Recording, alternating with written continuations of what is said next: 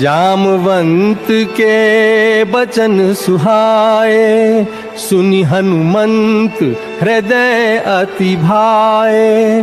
बार बार रघुबीर संभारी, करके उपवन तने बल भारी। जेहि गिरि चरण देई हनुमंता, चले सोगा पाताल तुरंता। जिमि अमोघ रघुपति कर बाना, एहि भांति चले हनुमाना।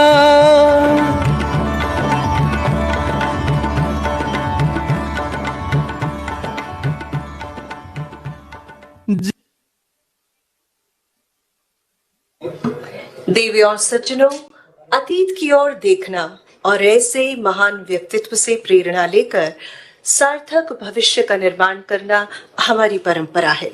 और अब प्रस्तुत है बा के जीवन के कुछ। स्वतंत्रता संग्राम की बात करें तो हमारे मस्तिष्क में अनेकों महिलाओं के नाम प्रतिबिंबित होते हैं, पर वो महिला जिनका नाम ही स्वतंत्रता का पर्याय बन गया, वो है बा के नाम से विख्यात कस्तूरबा गांधी राष्ट्रपिता महात्मा गांधी की सहधर्मिणी थी और भारत के स्वाधीनता आंदोलन में आपका अहम योगदान रहा। कस्तूरबा गांधी का जन्म 11 अप्रैल सन 1869 में पोरबंदर नगर के एक साधारण व्यापारी गोकुलदास मकंजी के घर उनकी तीसरी संतान के रूप में हुआ। कस्तूरबा के पिता व मोहनदास करमचंद गांधी के पिता दोनों मित्र थे। अपनी मित्रता को रिश्तेदारी में बदलते हुए कस्तूरबा का विवाह अपने से 6 माह छोटे मोहनदास करमचंद गांधी से कर दिया गया। कस्तूरबा का वर्णमाला से परिचय गांधी जी ने ही करवाया था। विवाह के बाद दोनों की कुल 4 संतानें हुई। महात्मा गांधी जी के इंग्लैंड प्रवास के अतिरिक्त बा हमेशा उनके साथ ही रही। वो वर्ष 1896 में गांधी जी के साथ दक्षिण अफ्रीका गई। वहां पर भारतीयों की दशा के विरोध में जब वो आंदोलन में शामिल हुई तो उन्हें गिरफ्तार कर 3 महीने की कड़ी सजा के साथ जेल भेज दिया गया। वर्ष 1915 में कस्तूरबा भी महात्मा गांधी के साथ भारत लौट आई और हर कदम पर उनका साथ दिया। कई बार गांधी जी जेल गए और उन्होंने उनका स्थान लिया। चंपारण सत्याग्रह के दौरान वो भी गांधी जी के साथ गईं और लोगों को साफ सफाई, अनुशासन, पढ़ाई, इन सभी के महत्व के बारे में बताने से लेकर गांव में घूम घूम कर दवा वितरण का कार्य किया। खेड़ा सत्याग्रह में भी आपने सक्रिय भागीदारी निभाई। उन्हीं के जीवन के कुछ मुख्य बिंदुओं के साथ आइए सुनते हैं उन्हीं का प्रिय भजन, रघुपति राघव राजा राम।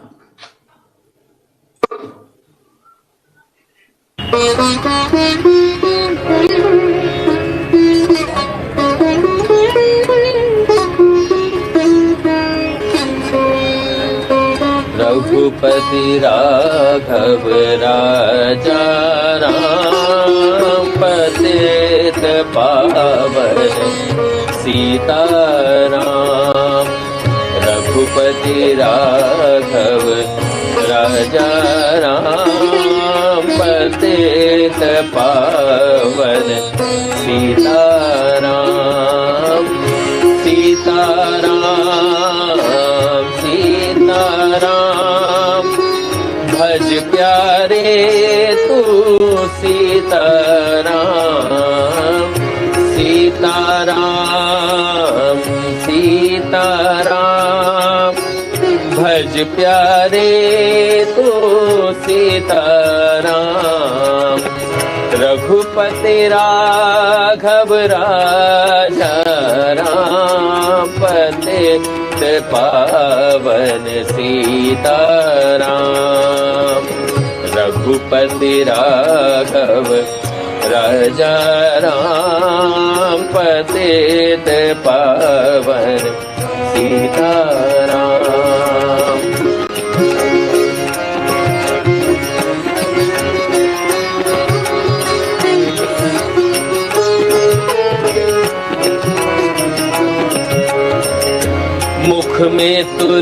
सी घट में राम, जब बोलो तब सीताराम,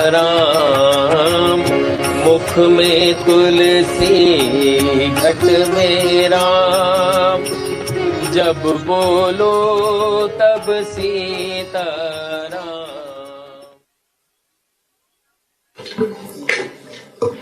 वर्ष 1922 में गांधी जी की गिरफ्तारी के पश्चात उन्होंने वीरांगनाओं जैसा वक्तव्य दिया और इस गिरफ्तारी के विरोध में विदेशी कपड़ों के परित्याग का आह्वान किया। वर्ष 1930 में दांडी और घरासना के बाद जब बापू जेल चले गए, तब बा ने उनकी जगह ली और लोगों का मनोबल निरंतर बढ़ाती रही। स्वतंत्रता संग्राम में सक्रिय रूप से जुड़ने के कारण वर्ष 1932 और वर्ष 1933 में उनका अधिकांश समय जेल में ही गुजरा। भारत छोड़ो आंदोलन के दौरान अंग्रेजी सरकार द्वारा बापू समेत कांग्रेस के सभी शीर्ष नेताओं की 9 अगस्त 1942 को गिरफ्तारी हुई। उसके बाद उन्होंने मुंबई के शिवाजी पार्क में संबोधन देने का निश्चय किया, किंतु उन्हें भी गिरफ्तार कर गांधी जी की तरह पूना के आगा खां महल में भेज दिया गया। उनकी तबीयत ठीक नहीं थी, वे अस्वस्थ थीं और उनकी सेहत लगातार गिरती जा रही थी। 22 फरवरी 1944 को उन्हें तीसरी बार दिल का दौरा पड़ा और बा हमेशा के लिए दुनिया छोड़कर चली गई, चिर निद्रा में लीन हो गई। किंतु उनका व्यक्तित्व हमें सदैव प्रेरणा देता रहेगा और हमारे पथ को आलोकित करता रहेगा।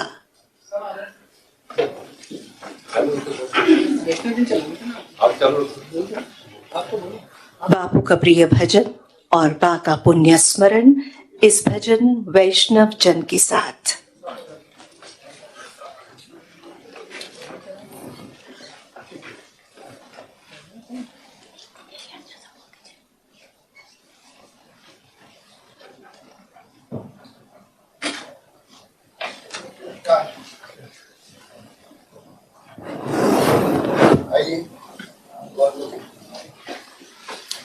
देवियों और सज्जनों, आप सभी को हम बता दें, माननीय मुख्यमंत्री महोदय राजस्थान श्रीमान अशोक गहलोत साहब पधार चुके हैं।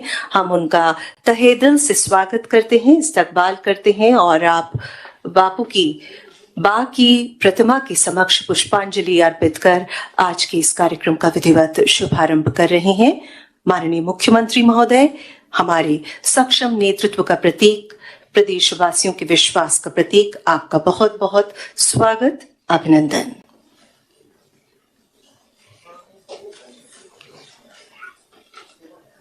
राज्य में महिलाओं का नेतृत्व करने वाली सक्षम नेत्री, महिला एवं बाल विकास विभाग की बागडोर आपके हाथ, श्रीमती ममता भूपेश साहिबा, आपने भी पुष्पांजलि अर्पित की बा के तस्वीर के समक्ष।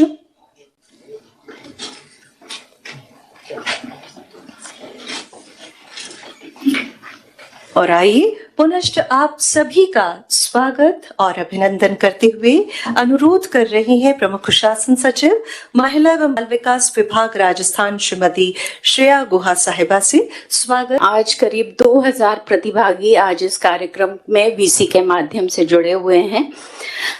आज कस्तूरबा गांधी जी की जयंती के अवसर पर आयोजित गांधी दर्शन एवं महिला सशक्तिकरण पर राज्य स्तरीय महिला सम्मेलन में आप सबका बहुत बहुत स्वागत है। आज का कार्यक्रम बहुत ही अहम है क्योंकि कस्तूरबा जी की जयंती के पावन अवसर पर हमें माननीय मुख्यमंत्री महोदय का मार्गदर्शन प्राप्त करने का मौका मिला है। आज के तीनों वक्ता हमारे अपने क्षेत्र में अग्रणी विचारक हैं, जिनके विचार सुनकर हम सभी प्रेरणा ले पाएंगे। साथ ही आज ऐसा दिन है कि जब बा को याद करते हुए माननीय मुख्यमंत्री महोदय द्वारा राज्य महिला नीति 2021 का लोकार्पण किया जाएगा, जो कस्तूरबा जी के प्रति एक सच्ची श्रद्धांजलि होगी। माननीय मुख्यमंत्री महोदय के निर्देश अनुसार महिला एवं बाल विकास विभाग द्वारा राज्य महिला नीति 2021 तैयार की गई है, जिसमें तकनीकी सहयोग UNFPA का रहा है। इस नीति से राज्य की महिलाओं एवं बालिकाओं के जन्म, स्वास्थ्य, पोषण, शिक्षा, आजीविका, सुरक्षा एवं सामाजिक अधिकारिता से जुड़ी योजनाओं को प्रोत्साहन मिलेगा। सभी का एक बार पुनः स्वागत करते हुए मैं माननीय मुख्यमंत्री महोदय एवं मंत्री महोदया से निवेदन करूंगी कि कस्तूरबा गांधी जी की इस पावन जयंती के सुअवसर पर राज्य महिला नीति का विमोचन करें।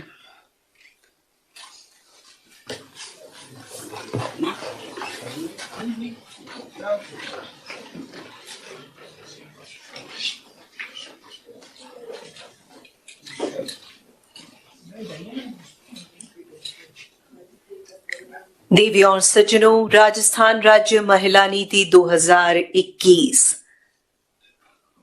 राज्य में पूर्व में लागू महिला और बालिका नीति में वर्तमान में राज्य में परिवर्तित जनसांख्यिकी, महिलाओं की सामाजिक आर्थिक स्थिति और महिलाओं की बदलते परिस्थितियों के परिप्रेक्ष्य में नवीनीकरण करने की आवश्यकता थी। नवीन नीति के माध्यम से सतत विकास लक्ष्य 2030 के अनुरूप जेंडर इक्वालिटी के लक्ष्यों को प्राप्त करने का प्रयास किया जाएगा। राजस्थान राज्य महिला नीति 2021 से महिलाओं और बालिकाओं के जीवन से जुड़े जन्म, उत्तरजीविता, स्वास्थ्य और पोषण, शिक्षा एवं प्रशिक्षण, आर्थिक और आजीविका और साथ ही कई अन्य विषयों पर कल्याणकारी नीतियों को प्रोत्साहन मिलेगा। माननीय मुख्यमंत्री महोदय और माननीय मंत्री महोदया का बहुत बहुत आभार राज्य को मिली है ये नई राजस्थान राज्य महिला नीति 2021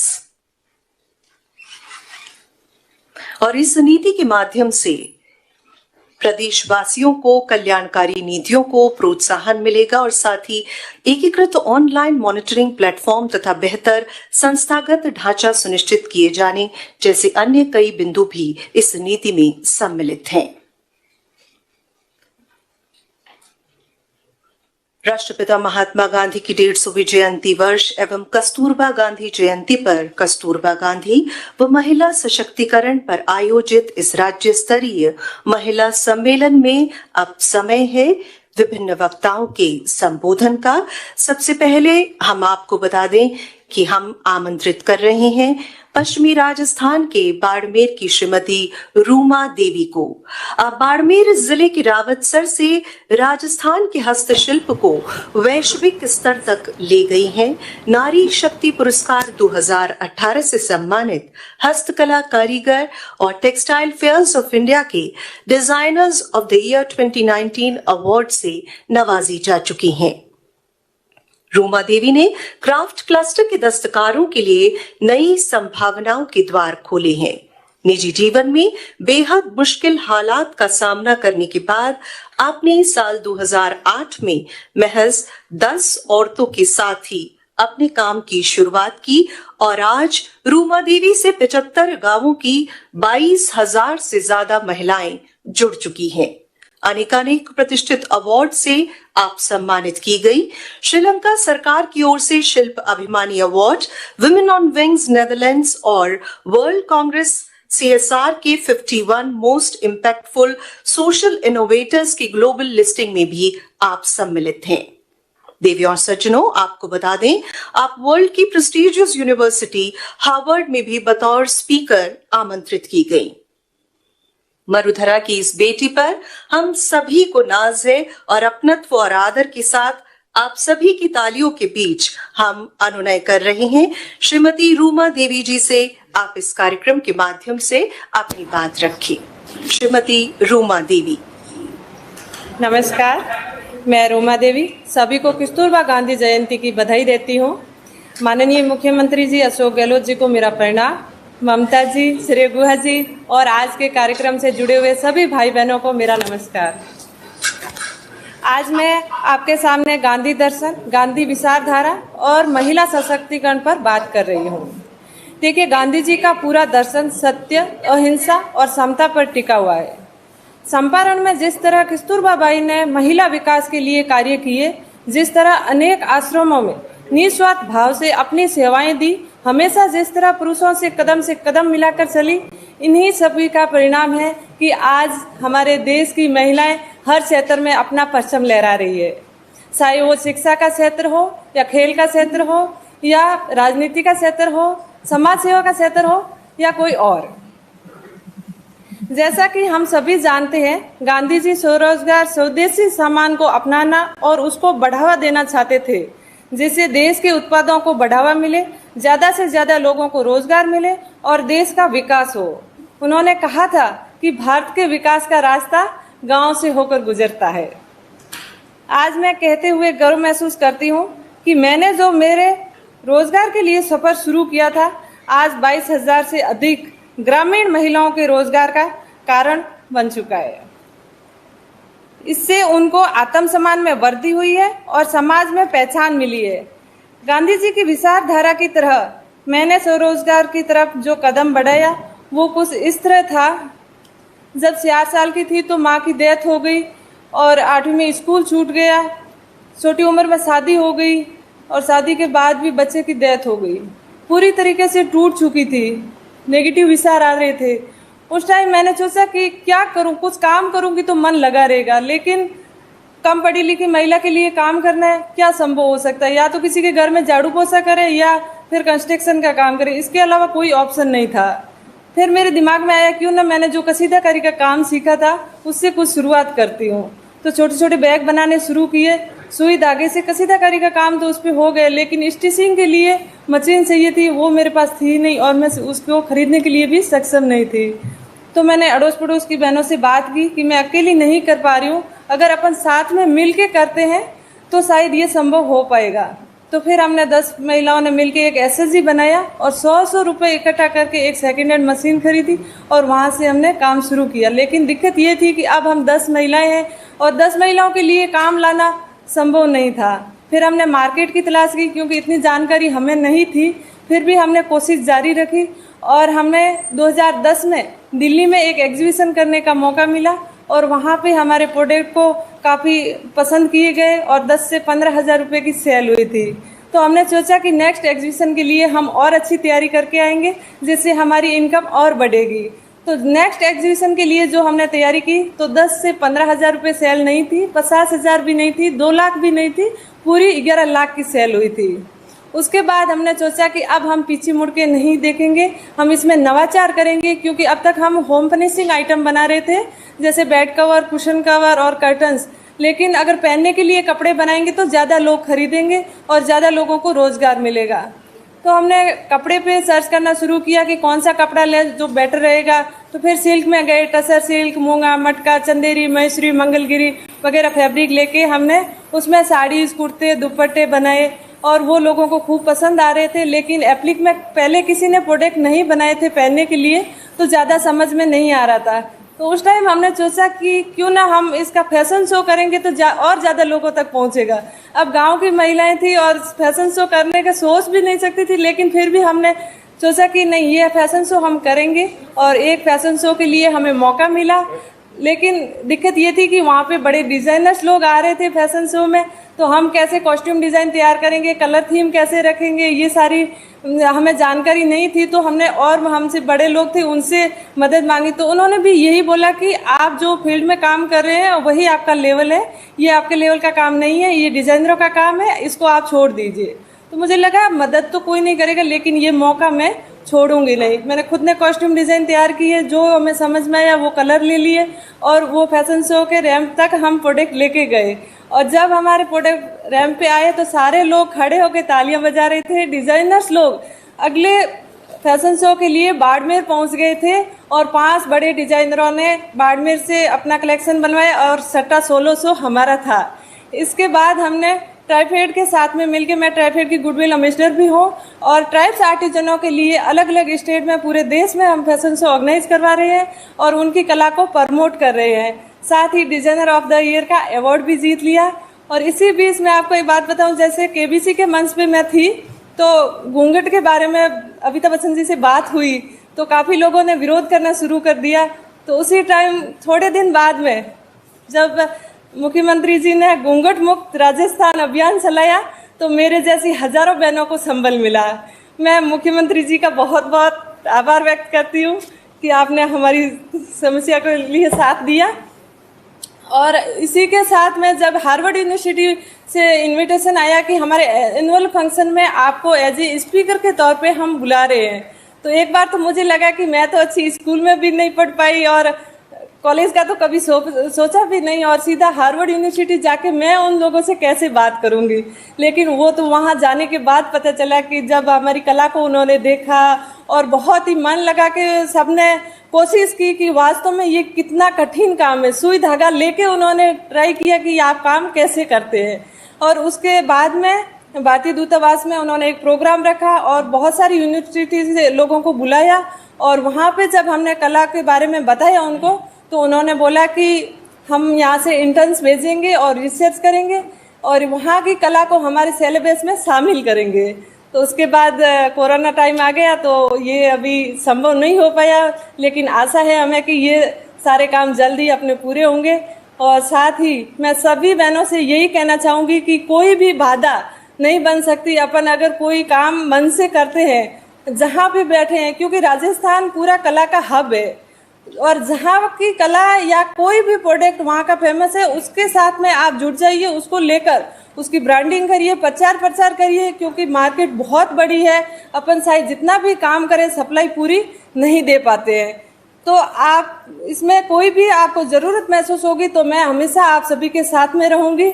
और आप कला का क्षेत्र हो चाहे फूड का क्षेत्र हो, क्योंकि हमारे राजस्थान में हर जगह की अलग कला है, लकड़ी की है, पत्थर पे है और इसमें कपड़े की है, डेकोरेशन आइटम बनाते हैं, फूड का अलग से सेक्शन बना के काम कर सकते हैं। तो हर महिला को ये नहीं सोचना कि मैं पढ़ी लिखी नहीं हूँ या मैं इस कपड़ों के साथ में कैसे बाहर जाऊँगी या मैं भाषा की दिक्कत होती है, लेकिन वो कभी नहीं सोचना, क्योंकि मैं जहाँ पे भी जाती हूँ मेरी इसी ड्रेस में जाती हूँ तो मुझे ये नहीं बताना पड़ता है कि मैं राजस्थान से आई हूँ।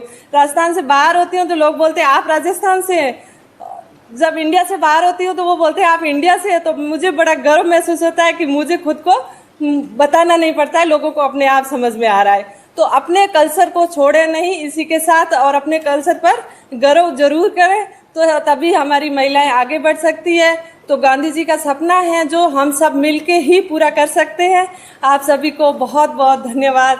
और महिलाओं को मैं लास्ट में एक संदेश देना जरूर चाहूँगी कि महिला का सपोर्ट करे, सम्मान करे, अपने हक के लिए खुद लड़े। हम सब में कोई ना कोई हुनर जरूर है, तो क्यों ना हुनर के जरिए आगे बढ़े, स्वावलंबी बने। अगर खुद पे विश्वास है तो खड़े रहे और अड़े रहे। धन्यवाद।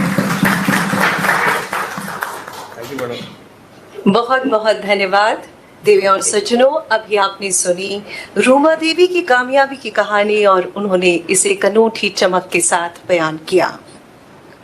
अब आगे बढ़ते हैं और आमंत्रित करते हैं सम्मान के साथ इंदिरा गांधी महिला शक्ति पुरस्कार से सम्मानित गांधीवादी सामाजिक कार्यकर्ता श्रीमती आशा बोथरा जी को। गांधीवादी विचारधारा को अपने जीवन का प्रथम विद्यालय मानने वाली जोधपुर की श्रीमती आशा बोथरा मीरा संस्थान की संचालक हैं। आप पूज्य बापू द्वारा निर्मित सेवाग्राम आश्रम की ट्रस्टी हैं, गांधी प्रतिष्ठान जोधपुर की अध्यक्षा और राष्ट्रीय गांधी निधि की होल्डिंग ट्रस्टी हैं। आपने जेंडर इक्वालिटी के लिए खास तौर पर प्रयास किए हैं और महिला एवं बालिका सशक्तिकरण के क्षेत्र में आप राजस्थान, बिहार, बंगाल और महाराष्ट्र में उल्लेखनीय कार्य कर रही हैं। आप महिलाओं की आत्मनिर्भरता की पक्षधर हैं और इसे महिलाओं के लिए सर्वोपरि मानती हैं। बापू की 150वीं जयंती के अवसर पर सर्व सेवा संघ के साथ आपको इलाबेन गांधी के बुलावे पर दक्षिण अफ्रीका आपने यात्रा की और बापू और बा के जीवन से जुड़े विभिन्न स्थानों पर आप गई। आज के इस समारोह में आप इसी संबंधित और साथ ही बा के जीवन से जुड़े हुए विभिन्न पक्ष हमसे साझा करेंगी। सम्मान के साथ आमंत्रित कर रहे हैं श्रीमती आशा बोथरा जी को। माननीय मुख्यमंत्री जी, महिला बाल विकास मंत्री भूपेश जी और सभी साथियों, आज के दिन इस टीम को मैं बधाई देना चाहूँगी। मैं नहीं, हम बधाई देना चाहेंगे कि ये पहली बार इस तरह का कार्यक्रम हो रहा है कि कस्तूरबा गांधी के ऊपर किसी चीज़ का चित्रण और विवरण हो रहा है। जो महिला सशक्तिकरण की पर्याय थी, लेकिन महिला सशक्तिकरण को उन्होंने कैसे समझा और कैसे लिया, उसके बारे में मैं आपसे बातचीत करना चाहूँगी। जब ज्योत से ज्योत मिलती है तो बड़ी ज्योत बनती है। वो बड़ी ज्योत महात्मा गांधी जी के साथ पर्याय बनी। गांधी जी की वह सहचरी थी, लेकिन साथ साथ में वह सहधर्मिणी थी, सहकर्मी थी, सहयोगी थी, सहभोगी थी, सह सैनिक भी थी। तो जो सह अस्तित्व का, जो सशक्तिकरण का जो हम स्वरूप देखते हैं, वो गांधी ने तैयार किया कस्तूरबा गांधी के माध्यम से। हम सशक्तिकरण की जब बार बार बातचीत करते हैं तो हमारे दिमाग में पाश्चात्य सशक्तिकरण की बात आती है, लेकिन हम उसके साथ हम पाश्चात्य की बात जरूर लें, लेकिन हमारे अपने भीतर के जो मानवीय गुणों के जो संस्पन्न हैं, जो हमारे स्पर्श हैं, उन स्पर्शों के साथ हम कैसे आगे बढ़ते हैं और कैसे इसको देखते हैं, ये भी हमें देखना पड़ेगा। बात करते हैं कि जब पहले हम लोगों ने कस्तूरबा जी के बारे में अभी काफ़ी उद्घोषक थी, उन्होंने सारा बताया, लेकिन जब कस्तूर पोरबंदर में महात्मा गांधी जी के परिवार के पास ही वो रहती थी, साथ साथ पोरबंदर में उनका मकान था, और 13 साल की आयु में वो 6 महीना बड़ी थी, उनकी शादी हुई। पहले जेंडर इक्वलिटी को उन्होंने उसको संभाला। हमारे समाज में आज भी लड़की बड़ी होकर अगर बड़ी है और लड़का छोटा है तो उसको एक पितृ सत्तात्मकता के आधार पर नहीं देखा जाता है। तो मैं इसको कहती हूँ कि इन्होंने जेंडर इक्वलिटी को उस समय तोड़ा। लेकिन बाल विवाह हुआ, उनकी सगाई हुई, और सगाई के बाद जब वो अपने ससुराल आई तो जो गांधी कस्तूरबा के साथ खेलते थे, बातचीत करते थे, लेकिन सगाई होने के बाद एक प्रतिबंध उन पर लग गया और उनको कहा कि नहीं, तुमको अब बिल्कुल बोलना नहीं है और तुमको ससुराल के नियमों का पालन करना है। गांधी जी में वो सामाजिकरण थे, गांधी जी में वो सारी बातें थी। उन्होंने कहा कि मैं जब लड़का हूँ और मैं पति हूँ तो मुझे पतित्व का एक अपना रौब हमें आना चाहिए।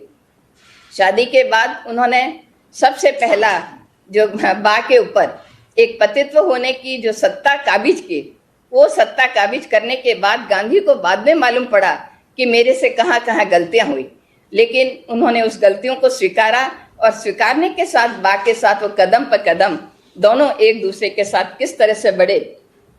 आज़ादी के इतिहास में जब हम लोग बातचीत करते हैं, जब हम लोग देखते हैं कि कहाँ कहाँ जब कस्तूर से वो कस्तूरबाई बनी और कस्तूरबाई से वो कस्तूरबा बनी और कस्तूरबा से वो बा बनी, तो बा का जो ये संस्मरण हम लोग उसमें देखते हैं। सेवाग्राम की जब यात्रा हुई, साबरमती आश्रम से लेके जब सेवाग्राम की यात्रा हुई, तो सेवाग्राम की यात्रा में बापू सामूहिकता को बहुत प्रधानता देते थे। सामूहिक प्रार्थना होनी चाहिए।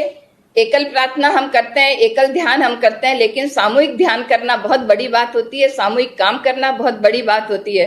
तो वो प्रार्थना किया करते थे। बा कहती हैं कि मैं सुबह की दोनों टाइम प्रार्थना होती थी।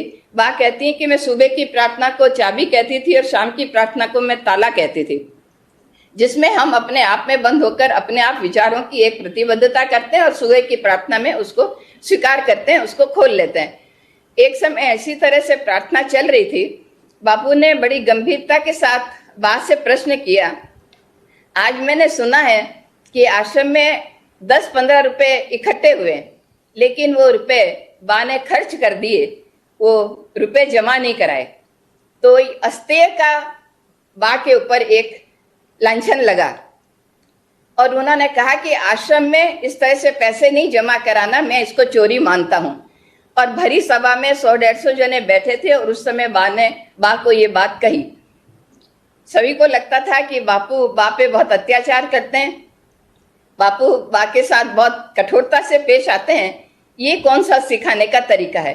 बॉम्बे से जब एक बहन आई और उन्होंने कहा तो नहीं, लेकिन उन्होंने कहा कि ये जो सत्य के, अहिंसा के और शांति की गीत गाते हैं गांधी, लेकिन अपनी पत्नी के साथ कैसा व्यवहार करते हैं, ये मुझे अच्छा नहीं लगा। वो बॉम्बे जाती हैं और बॉम्बे जाके वो पत्र लिखती हैं बा को कि आपने इसको सहन कैसे किया और आपने इसे स्वीकारा कैसे। बा का उत्तर हमारे अंदर एक बहुत बड़ी भावना जागृत करता है। बा ने कहा कि तुम मुझे जानती नहीं, मैं आपको जानती नहीं, आपका मेरा परिचय नहीं, आप मेरे सुख दुख के साथी नहीं, आपने कैसे मान लिया कि मैं दुखी हूं। और बापू ने जो कहा वो मेरी गलती के बारे में कहा, तो इस गलती को मैं मानती हूँ। हालांकि वो रुपए बा ने अपने ऊपर खर्च नहीं किए, वो आश्रम के ऊपर ही खर्च किए, लेकिन जो गलती थी वो गलती थी। इसी तरह से और कई उदाहरण जब हम देखते हैं, जब साउथ अफ्रीका में वो थी और ईसाई जब उनके घर आए और कहा कि ये पेशाब का पॉट बा तुमको फेंकना है, बा नाराज हुई। बा ने कहा कि मैं ये पॉट वॉट फेंकने वाली नहीं हूँ, मैं ये आपके कहे कहे काम करने वाली नहीं हूँ, और ये तो अस्पृश्यता है, मैं कैसे इसको करूंगी, मैं नहीं करूंगी। बा ने उनको कुछ डांटा और कहा कि नहीं तुमको ये फेंकना पड़ेगा। बा ने बाद में फेंका, उसको रोते रोते फेंका, लेकिन बापू ने कहा कि तुम घर से निकल जाओ, मैं यहाँ इस घर में तुम्हारे लिए जगह नहीं है। बा ने कहा कि मैं साउथ अफ्रीका में आई और मुझे आप घर से निकलने की बात कहते हैं, मैं कहाँ जाऊंगी, और आपने मुझे घर से निकाल दिया, मेरा तो घर यही है।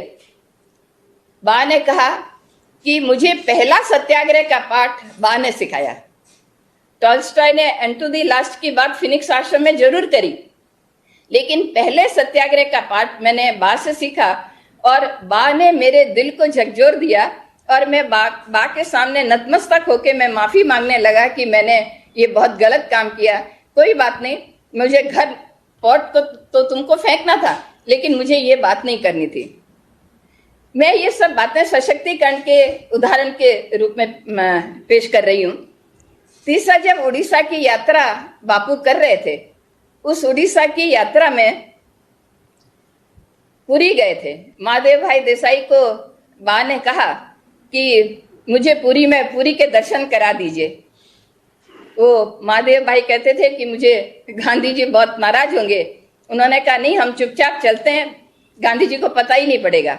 और वो पुरी के आश्रम में, पुरी के मंदिर में दर्शन कराने के लिए ले गए, लेकिन शाम के समय प्रार्थना में सब अपनी अपनी बातें कह देते थे। तो उस समय महादेव भाई ने कहा कि मैं आज पुरी के मंदिर में गया। गांधी जी एकदम गुस्सा हुए और उन्होंने कहा कि आप दोनों को इस आश्रम में रहने की अब जगह नहीं है। जिस मंदिर में अस्पृश्य लोग, जिस मंदिर में सारे धर्मों के लोग नहीं जा सकते हैं, उस मंदिर में आपकी जाने की हिमाकत कैसे हुई। बापू राम को मानते थे, बापू अध्यात्म को मानते थे, बापू धर्म को मानते थे, लेकिन बापू का राम दशरथ पुत्र राम नहीं था, बापू का राम आत्मा का राम था।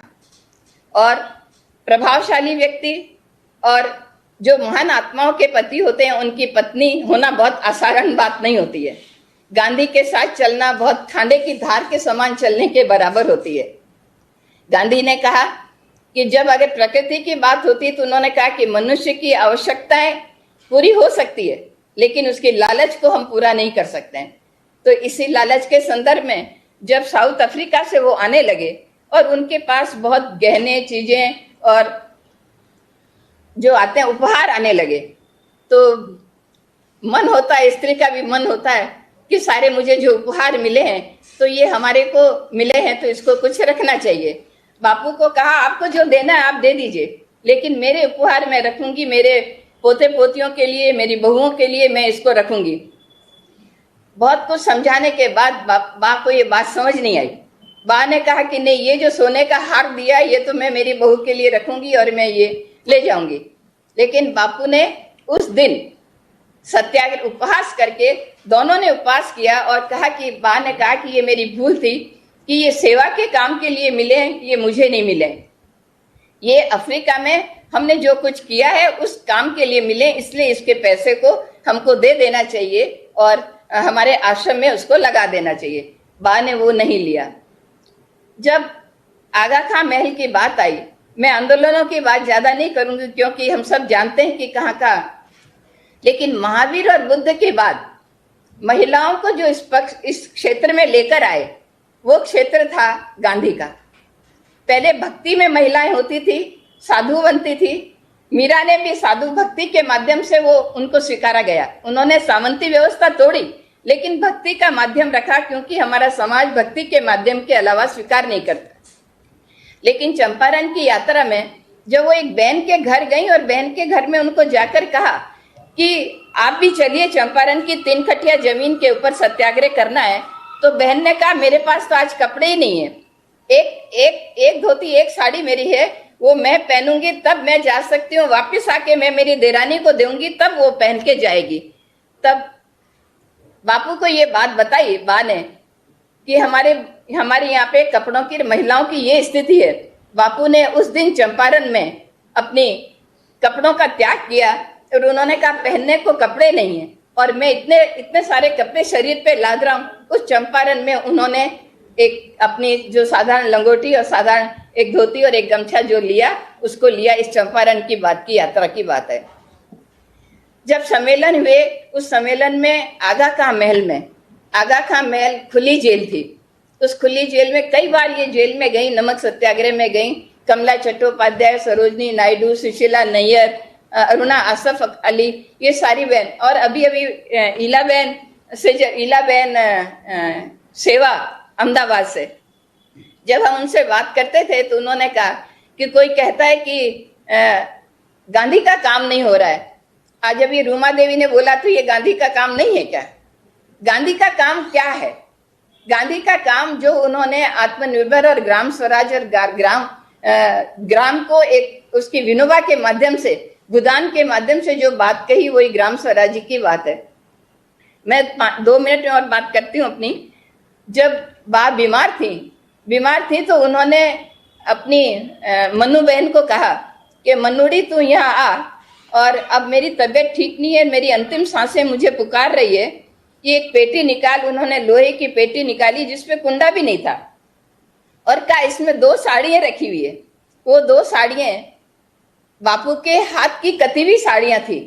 तो एक जब मैं मरूं तब मुझे लाल किनारी की साड़ी जो मेरी है वो मुझे मेरे मरते समय मुझे दे देना, और एक जो साड़ी है वो लक्ष्मी को दे देना।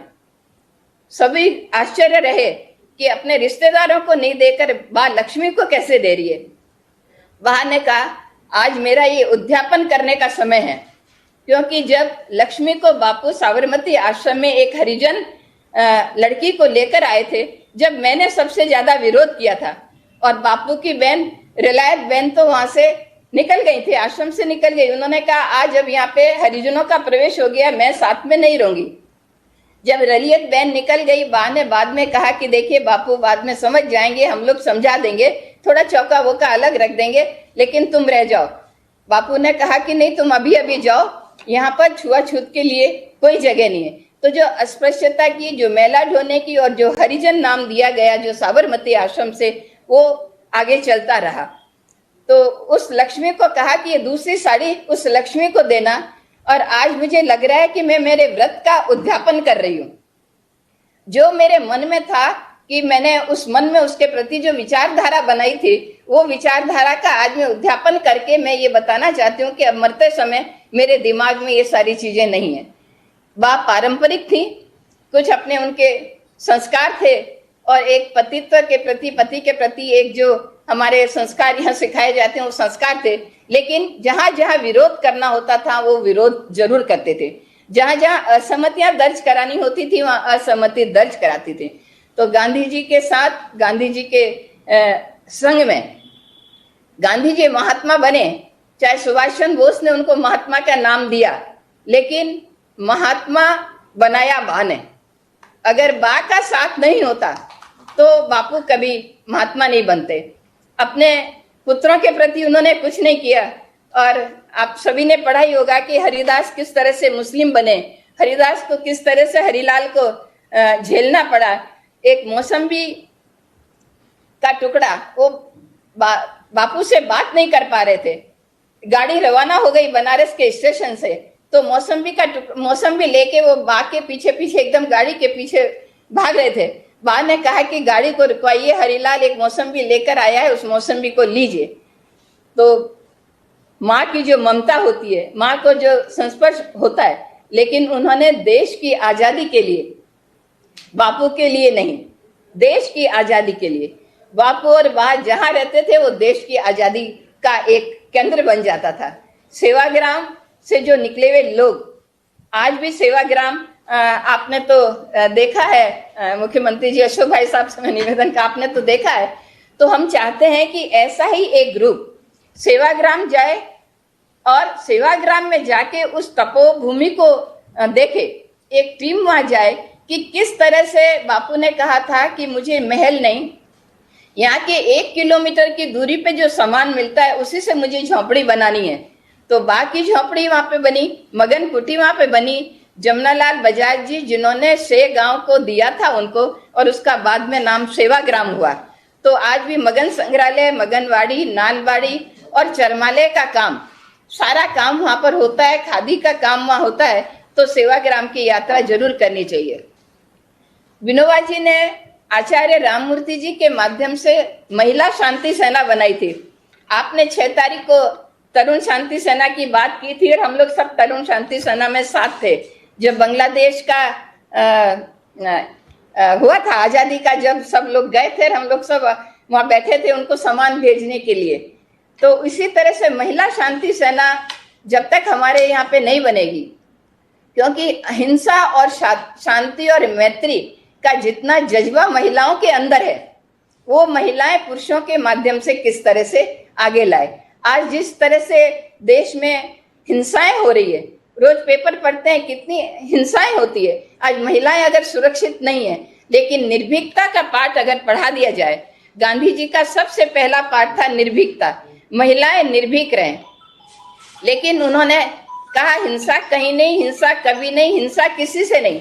लेकिन महिलाओं के संदर्भ में कहा कि अगर आपके सामने अगर कोई ऐसा अत्याचारी आ जाता है जो आपके सम्मान को ठेस पहुंचाता है, तो मैं आपको कहूंगी आप हथियार लेके उसका मुकाबला करें। ये बहुत बड़ी बात थी।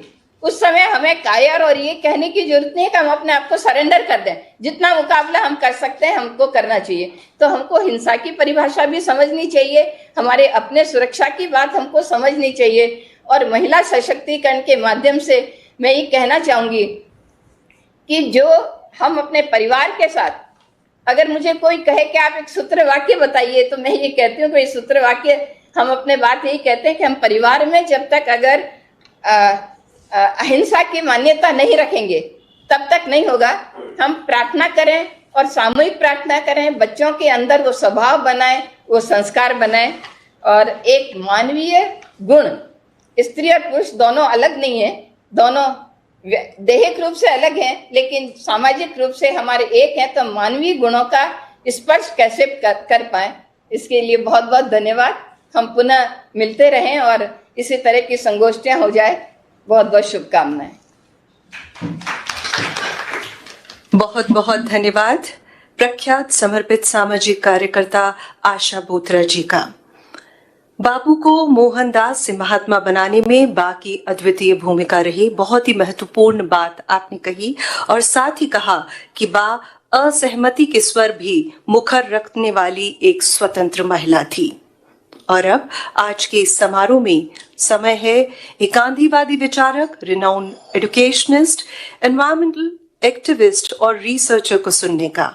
आप महात्मा गांधी द्वारा स्थापित गुजरात विद्यापीठ अहमदाबाद के पूर्व वाइस चांसलर, आप centre for social studies in Gujarat institute of development research Ahmedabad के निदेशक रहे और IIT मुंबई में गांधीयन फिलॉसफी के चेयर प्रोफेसर रही हैं। अनेक स्वयंसेवी संस्थाओं के मैनेजमेंट बोर्ड के भी आप मेंबर हैं। आपने नर्मदा बांध परियोजना के विस्थापितों के पुनर्वास के लिए सक्रिय कार्य किया है और गुजरात कच्छ के भूकंप प्रभावितों की राहत और पुनर्वास में भी अग्रणी भूमिका निभाई है। गांधी दर्शन के ध्वजावाहक प्रोफेसर सुदर्शन अयंकर से आदर और आत्मीयता के साथ आग्रह, कृपया अपने संबोधन से हम सभी को लाभान्वित करें। प्रोफेसर सुदर्शन अयंकर। सभी को नमस्कार। आदरणीय चीफ मिनिस्टर मुख्यमंत्री अशोक जी गहलोत, हम मिल चुके हैं और तरुण शांति सैनिक हैं, इसीलिए अभिवादन। और आपको बहुत बहुत अभिनंदन इसलिए भी कि आपने इतनी सारी व्यस्तता के बीच इस कार्यक्रम का आयोजन किया है बा को याद करने के लिए, बहुत अच्छा है। आशा दीदी ने तो इतना सब कह दिया है कि मैं पशे पोष में पड़ा हूं कि अब मैं कहूं नया क्या, पर फिर कहना तो बहुत, मतलब कहना तो है, कुछ कुछ बातें जो हैं वो कहेंगे और कुछ मानवीय पक्ष उभारेंगे। दो बातें कहना चाहता हूं। शुरुआत करूं कि ऐसा है कि कभी हमारे समाज में स्त्रियों ने कभी भी कुछ नीचा रही हो ऐसा नहीं है। हम पुरुष लोग जरूर उनको ऐसा कर देते हैं और हमारा समाज ऐसा रहा है, ये दुर्भाग्य है। अमरतिया गांव मंडलगढ़ भीलवाड़ा की हमारी सरजू बहन है, सरजू बाई मीणा, वो कहती है, पानी के लिए काम करती है, अभी उसको वाटर वॉरियर का एक अवार्ड मिला है। कहती है कि पानी मेरे लिए दूध जितना ही पवित्र और कीमती है। तो ये मैं तो पानी की भी इतनी ही कीमत करती हूँ और पानी के लिए काम करती हूँ। ये माइन वाले बोर क्यों करते हैं तो उसके सामने तो मैं लड़ूंगी। तो इसी तरह से जो है हमारी ऐसी महिलाएं जो हैं, भीलवाड़ा में हमारी एक और महिला गायत्री 23 साल की एमए की हुई है सोशियोलॉजी में, पर वो भी वाटर वॉरियर है। तो ये ऐसा नहीं है कि हमारी महिलाएं जो हैं वो कहीं किसी कदम कहीं पर पीछे हैं। बा की याद अगर मुझे करनी है तो कस्तूर से शुरू करनी पड़ेगी। पढ़ना लिखना हमारे लिए कोई बहुत बड़ी बात हमारी संस्कृति में ये नहीं थी। चरित्र निर्माण और चरित्र की दृढ़ता जो है वो बहुत बड़ी चीज थी, और वो चीज जो है वो संस्कार से आती थी। कस्तूर को ही देख लीजिए, बात तो बा है, बा तो जैसे मोहन जो है वो महात्मा बनता है, वैसे कस्तूर जो है वो बा बनती है। तब कस्तूरी की सुगंध जो है उन्होंने फैलाई है, पर ये कस्तूर जो है वो शादी करके आती है तो जैसे आशा बहन ने बताया कि ये तो धनीपना कर रहे थे। भाई मोहन थोड़ा बहुत इधर उधर पढ़ लिए थे, कहा था कि अगर मैं पत्नीव्रता हूं तो उसको भी पतिव्रता होना चाहिए। कहा खबरदार मुझे पूछे बिना तुम घर से बाहर गई तो। 13 साल की कस्तूर जो है वो हंसती है, बोलती कुछ नहीं है और बाहर जाना जारी रखती है। तो कहता है मोहन जो है, कहता है कि अगर जाओगी ज्यादा तो मैं तुमको मैके भेज दूंगा। तो कस्तूर कहती है अच्छा, तुम्हारी माँ के साथ मैं मंदिर जाती हूँ, तुम कहती हो तो बंद कर दो। तो ये जो कस्तूर के अंदर एक ताकत है। अभी तो दोनों वो मोहन है और ये कस्तूर है। तब आप देखेंगे तो आपको लगेगा कि कस्तूर की जो चारित्रिक दृढ़ता है वो मोहन से कहीं ज्यादा है। मोहन एक डरपोक बच्चा है, अंधेरे में बत्ती तक नहीं कर सकता और लिखता है कि मुझे तो सांप और भूत का डर लगा रहता था, पर कस्तूरबा जो है बड़ी निडर थी। तो ये जो पूरी बात हम देखते हैं तो कस्तूरबा ने अपने चरित्र को धीरे धीरे बढ़ाया है और वो एक ऐसे आदमी के साथ जुड़ गई थी जिसकी यात्रा जो है वो बहुत कठिन थी और वो सीख रहा था और उसके सारे प्रयोग परिवार पर होते थे। अब ऐसी आप इस बात को सोचिए, बा के बारे में जब कस्तूर के बारे में हम सोचते हैं तो पहले ही लंदन जाने के लिए जो है बात हुई पैसा कहां से आएगा, तो फिर नजर मोहन की किस पर पड़ती है? कस्तूर के गहनों पर, क्योंकि अच्छे घराने से आई थी। 4-5 हजार के गहने थे। 1891 की बात हो रही, 1889 की बात हो रही है। कस्तूर जो है लड़की है, अभी तो ब्याह करके आई है, गहनों से कितना प्रेम होगा।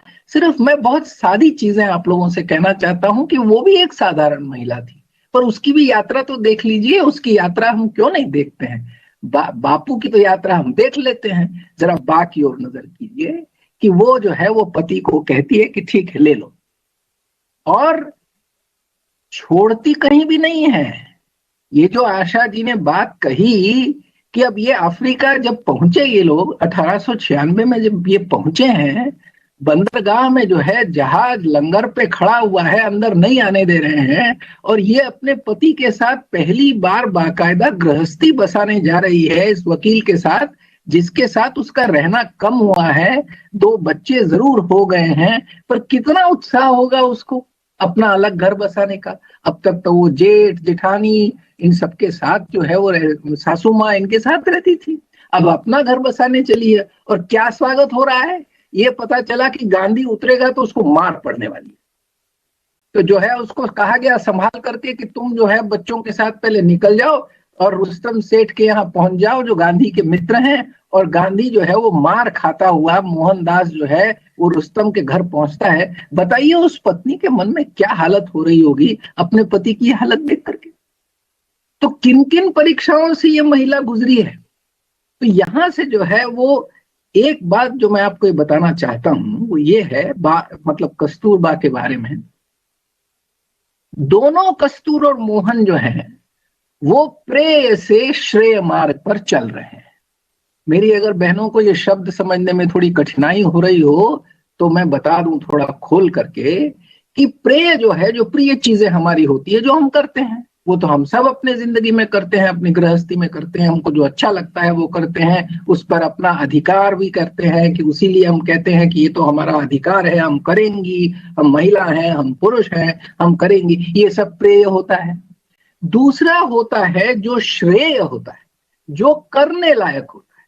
वो करने लायक मार्ग जो गांधी अपने लिए ढूंढता है, जो अपनी तपस्या चलाता है, उसका आग्रह ये है कि वो ही तपस्या परिवार भी चलाएगी। और बा जो है अपने प्रेय को छोड़कर श्रेय की तरफ जब जाती है तब वो एकदम जो है सब नहीं छोड़ देती है, एकदम सब नहीं छोड़ देती है। उसकी अपनी जो है वो उसका स्वाभिमान जो है उसने कभी उसको त्याग नहीं किया। वो पॉट वाली बात जब आई तब उस पॉट वाली बात में भी जो है कहती है, बहुत सुंदर कहा है और उसको गांधी ने ही आत्मकथा में लिखा है, हाँ मैं तो महिला हूं इसीलिए तुम चाहे जो भी करो, मुझे 2 धब्बे मारोगे भी तो मुझे तो खाने ही पड़ेंगे ना। इस विदेश में मेरे माँ बाप का घर कहाँ है, तुम जो कहोगे ऐसा ही करना होगा ना, शर्म करो, यहाँ लोग देख रहे हैं। ये कस्तूर है, ये कस्तूर है। कस्तूर हर बार अपनी उस तरह से नहीं सोच रही है कि ये जो श्रेय है वही मुझे करना है, अपना मुद्दा वो चूकने से नहीं रही। जब ये भेंट वाली बात हो रही थी, बहुत सारी भेंट इकट्ठी हुई, तब बा ने कहा कि ये हार तो मुझे मिला है। तो बापू ने कहा अच्छा तुमको कैसे मिल गया, सेवा तो मैं करता हूं। तो पता है बा का जवाब क्या था?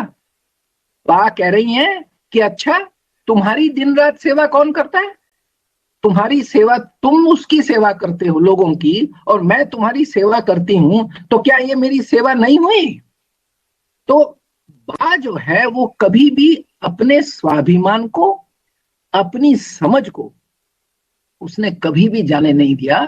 ये मैं समझाने की कोशिश कर रहा हूं। इसीलिए बा सशक्त हुई और बापू के साथ चलते सशक्त हुई, ये एक बात हो सकती है, पर बा अपने आप में जो है वो एक सशक्त महिला थी। और राजस्थान और गुजरात के हमारे इलाकों के बारे में मुझे ये सशक्तिकरण के बारे में ज्यादा कहने की जरूरत नहीं है।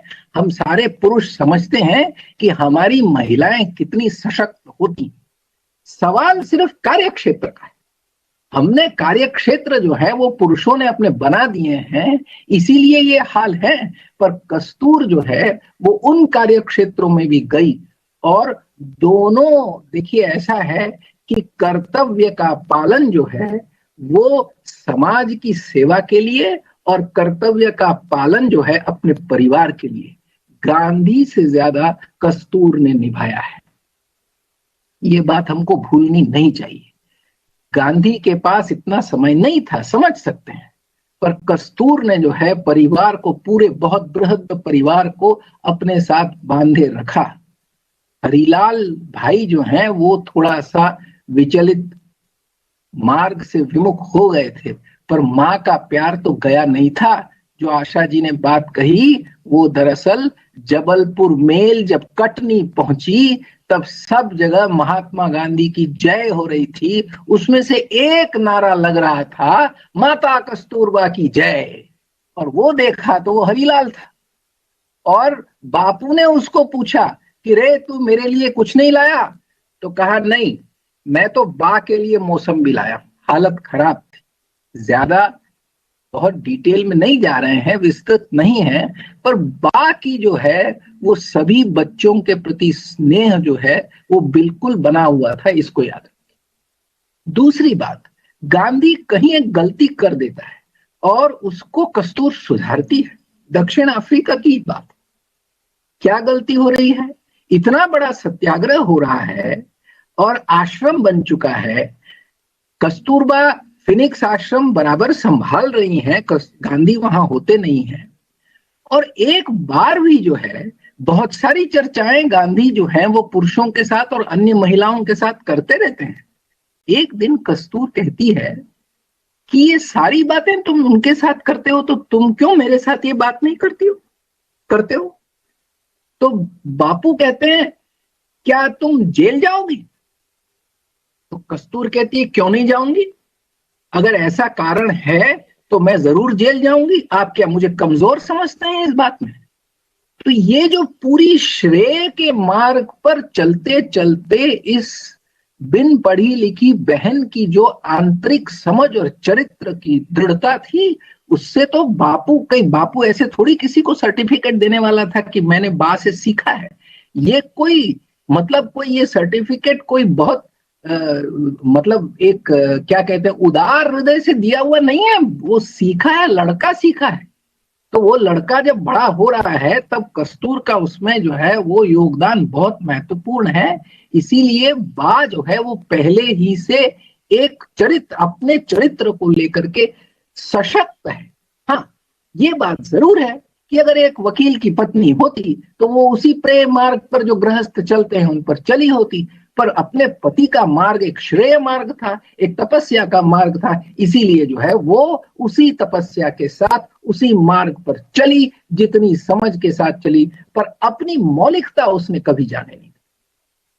इस बात को हमको बार बार याद रखना चाहिए। ये मौलिकता क्या चीज है? ये मौलिकता ये है कि अपनी सोच जो है उसने कभी जाने नहीं दी, और कभी भी उसने जो है ये मौका नहीं छोड़ा। जब गांधी जो है वो थोड़ा सा कुछ ज्यादा अगर हो जाता था बापू का, तो बा जो है उसको टोकती जरूर थी।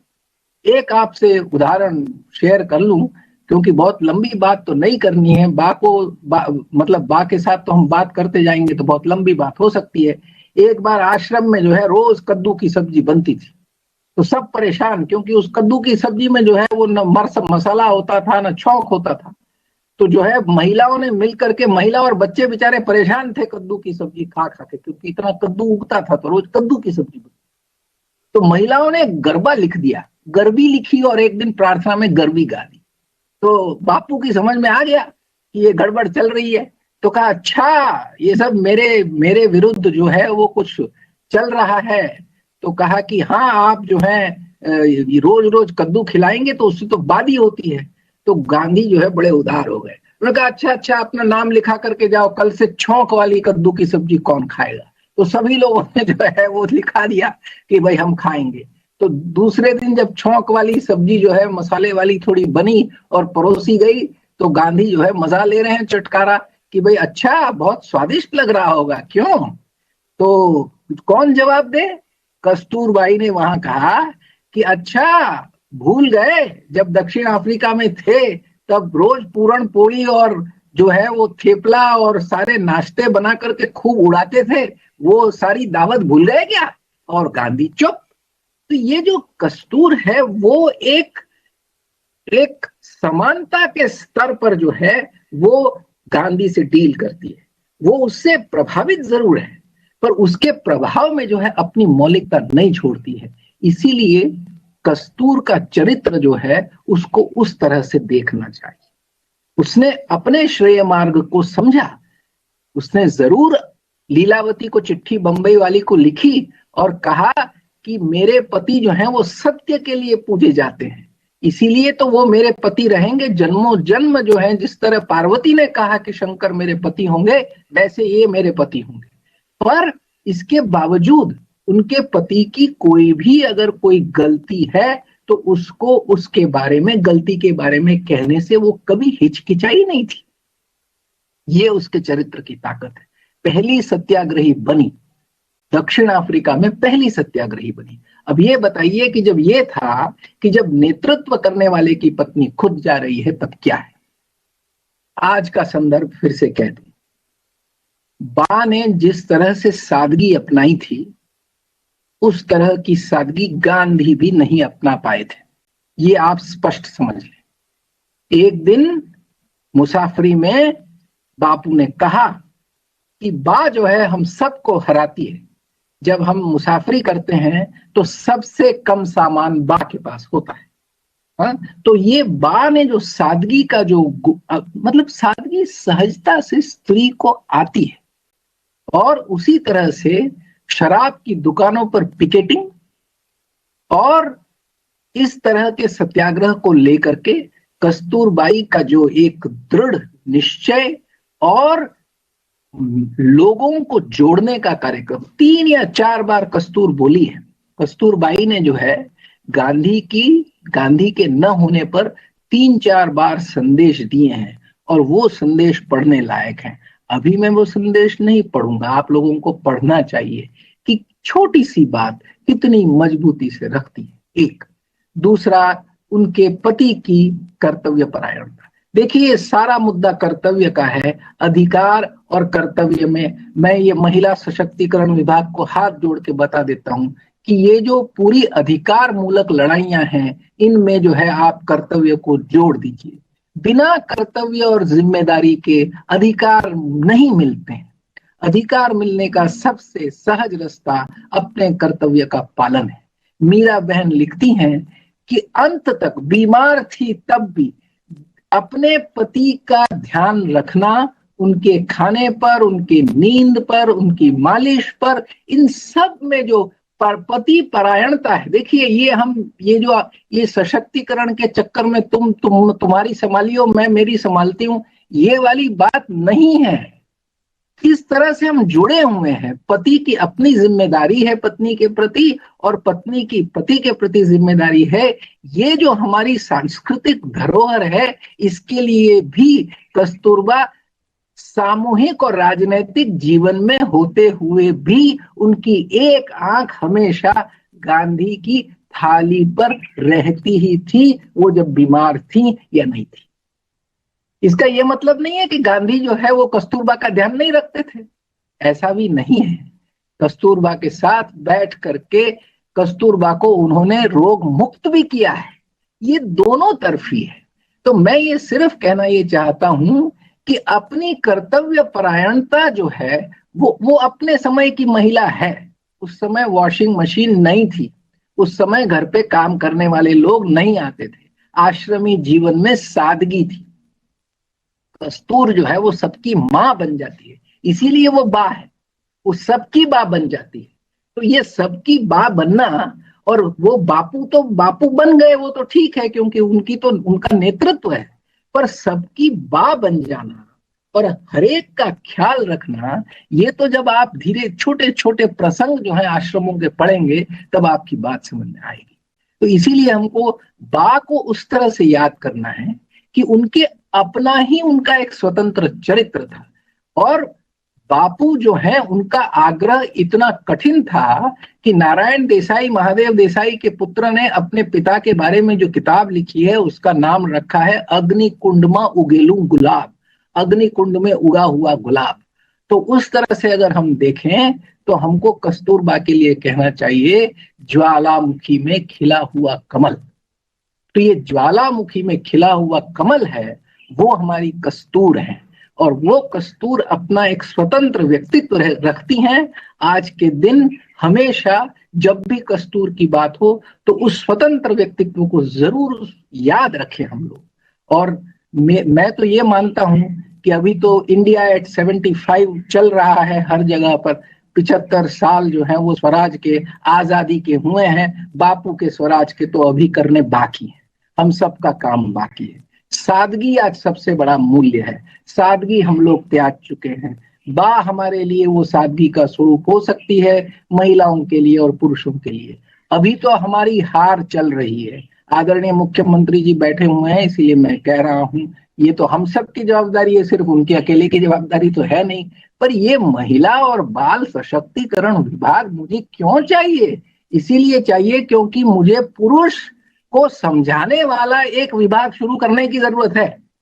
जिस दिन ये स्त्री सशक्तिकरण विभाग नहीं रहेगा, तब हम समझेंगे ना कि भाई सब समान है। जब तक हम बाल कल्याण और महिला कल्याण का विभाग चलाते रहेंगे, तब तक तो हम वही कर रहे हैं कि भाई ये कमजोर है इसलिए इनको सशक्त करो। अरे पर पुरुष की समझ का एक विभाग बना दो ना भाई, बहुत जरूरत है।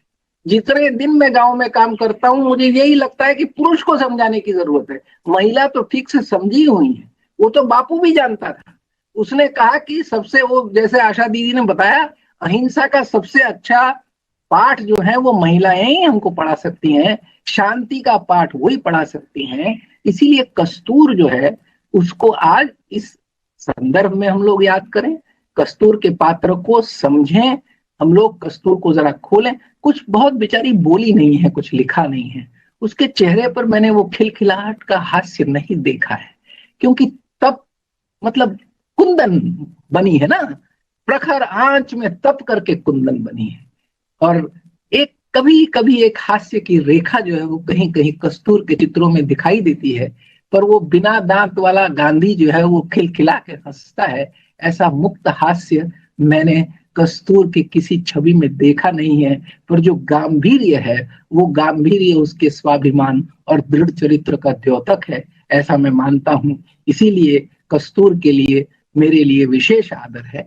आप लोगों ने इस कार्यक्रम को किया, मुझे इसमें याद किया, इसके लिए आप लोगों का बहुत बहुत धन्यवाद। चलिए हम सब मिलकर के इस दिशा में, यानी कि महिलाओं के सशक्तिकरण के हिस्से में पुरुष की समझ बढ़ाएं। नमस्कार, धन्यवाद। देश के अग्रणी गांधीवादी विचारक प्रोफेसर सुदर्शन अयंगर का भी बहुत बहुत धन्यवाद, जिन्होंने बहुत ही प्रभावी तरीके से हमें समझाया कि कस्तूरबा गोकुलदास मकंजी से बा बनने का पूरा रूपांतरण कैसा था। देवी और सज्जनों, अब आज के इस राज्य स्तरीय सम्मेलन में हम सम्मान के साथ अनुरोध कर रहे हैं माननीय राज्य मंत्री महोदया, महिला एवं बाल विकास विभाग राजस्थान श्रीमती ममता भूपेश साहिबा से कृपया अपना उद्बोधन प्रदान करें। माननीय राज्य मंत्री महोदया। माननीय मुख्यमंत्री अशोक गहलोत जी, इस कार्यक्रम में भाग ले रही जोधपुर से हमारी बड़ी बहन आशा बोथरा जी, जो कि इंदिरा महिला शक्ति प्रोत्साहन एवं सम्मान योजना में राज्य स्तरीय के प्रथम पुरस्कार से जिनको हम लोगों ने सम्मानित किया है। बाड़मेर से श्रीमती रूमा देवी जी, जो कि महिला स्वयं सहायता समूहों के आर्थिक सशक्तिकरण के लिए नारी शक्ति पुरस्कार से सम्मानित हैं, एवं गांधी जी के सिद्धांतों एवं आदर्शों पे कार्य कर रहे प्रोफेसर सुदर्शन अयंगर जी, जिन्होंने बहुत ही ज्वलंत मुद्दे हमें अभी बताए अपनी वाणी के माध्यम से।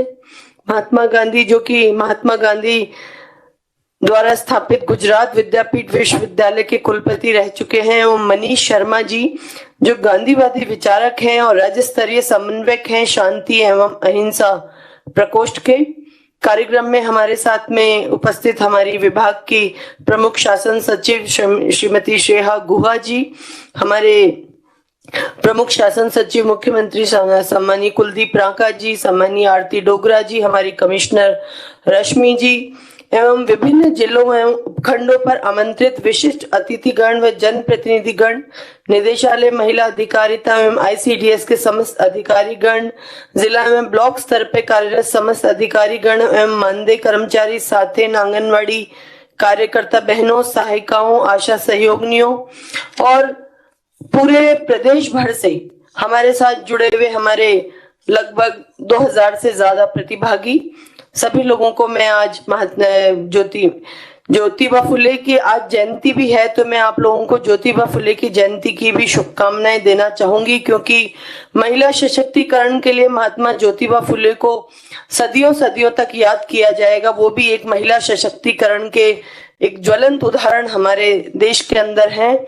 आज हम सब लोग मिलके बा की जयंती, जो कि जिनका नाम तो कस्तूरबा गांधी था, लेकिन उनको बा के नाम से सब लोग प्रेम से पुकारने लग गए थे और वे बहुत ही स्मरण का शब्द हम सबके लिए हो गया था। महात्मा गांधी की 150वीं जयंती पर एवं कस्तूरबा गांधी की जयंती पर आयोजित इस सम्मेलन में मैं सभी का बहुत बहुत स्वागत और अभिनंदन करना चाहती हूँ। धन्यवाद देना चाहूंगी मुख्यमंत्री महोदय को कि राजस्थान के अंदर ये पहल की और आज हम लोगों को जिस तरह से आशा दीदी ने बहुत सी बातें जीवंत बा का और महात्मा गांधी के जीवन को जीवंत रूप से हम लोगों को सुनने का मौका दिया। सम्मानीय अयंगर साहब ने बहुत सी ऐसी बातें और खास तौर से जो महिला सशक्तिकरण के लिए उन्होंने जो उदाहरण दिए वो अपने आप में बहुत ही अविस्मरणीय है। रूमा देवी जो हमारे बीच में बैठी हुई हैं, वो मैं समझती हूँ कि बा का और महात्मा गांधी का, ज्योतिराव फुले का, सावित्रीबाई फुले का सपना साकार करने का एक बहुत बड़ा उदाहरण हमारे प्रदेश में है।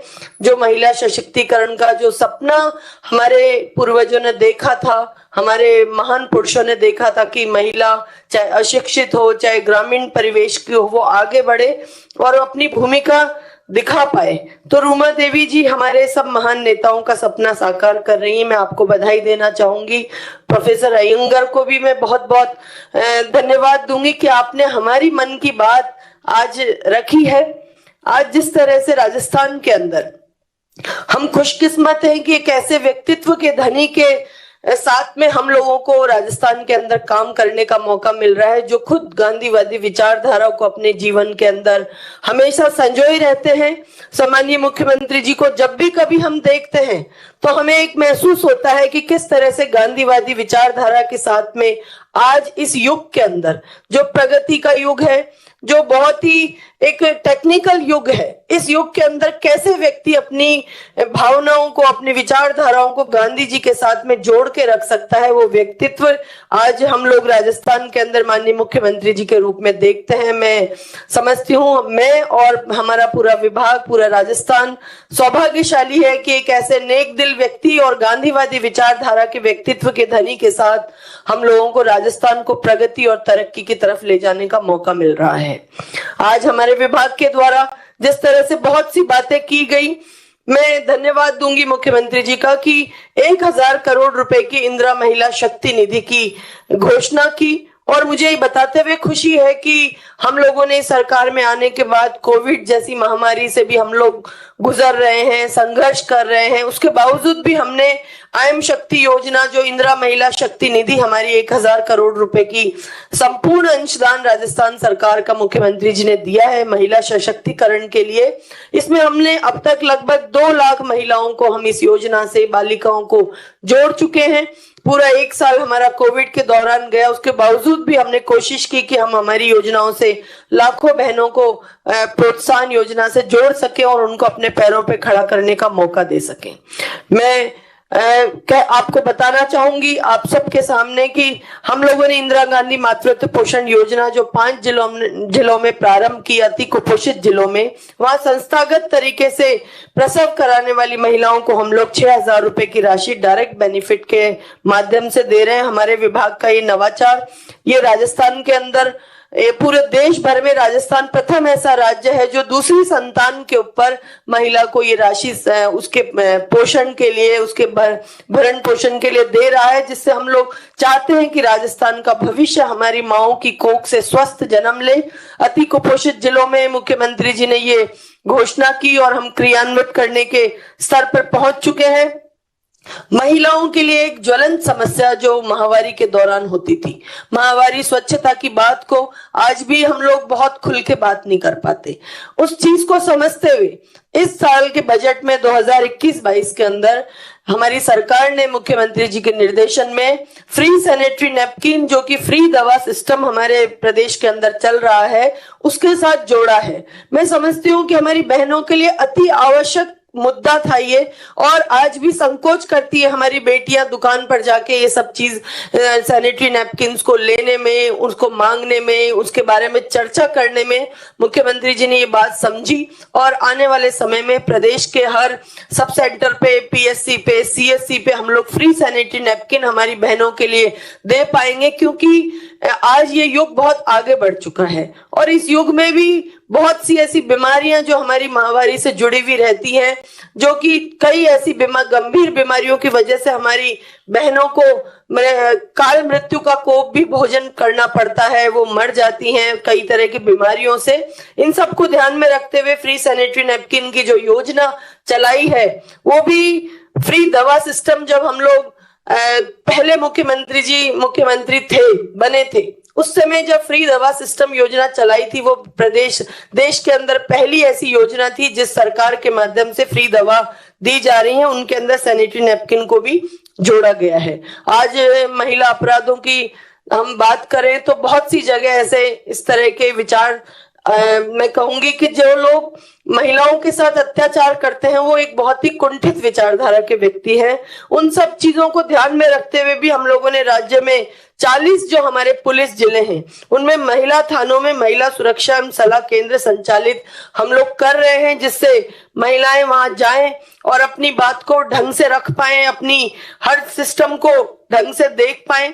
मैं आज राजस्थान के अंदर, जहां इस प्रदेश को पहले रूढ़िवादी प्रदेश कहा जाता था, जहां भ्रूण हत्याएं होती थी, बेटी को जन्म को एक तरह से शोक माना जाता था, काल माना जाता था, मुझे बताते हुए खुशी है कि महिलाओं के दृष्टिकोण में हम लोग जो कार्य कर रहे हैं उनमें आज हमारा जो बेटा और बेटी का रेशो है वो 1000 की दृष्टिकोण में 948 बेटियां राजस्थान के अंदर हो चुकी हैं और हमारी उम्मीद है कि आने वाले वर्षों में हम इस रेशो को बराबर करेंगे और राजस्थान को जो बेटियों की दृष्टिकोण में एक तरह से रूढ़िवादी प्रदेश माना जाता था उसको अग्रणी प्रदेश लाने के अंदर हम सब लोग प्रयास करेंगे।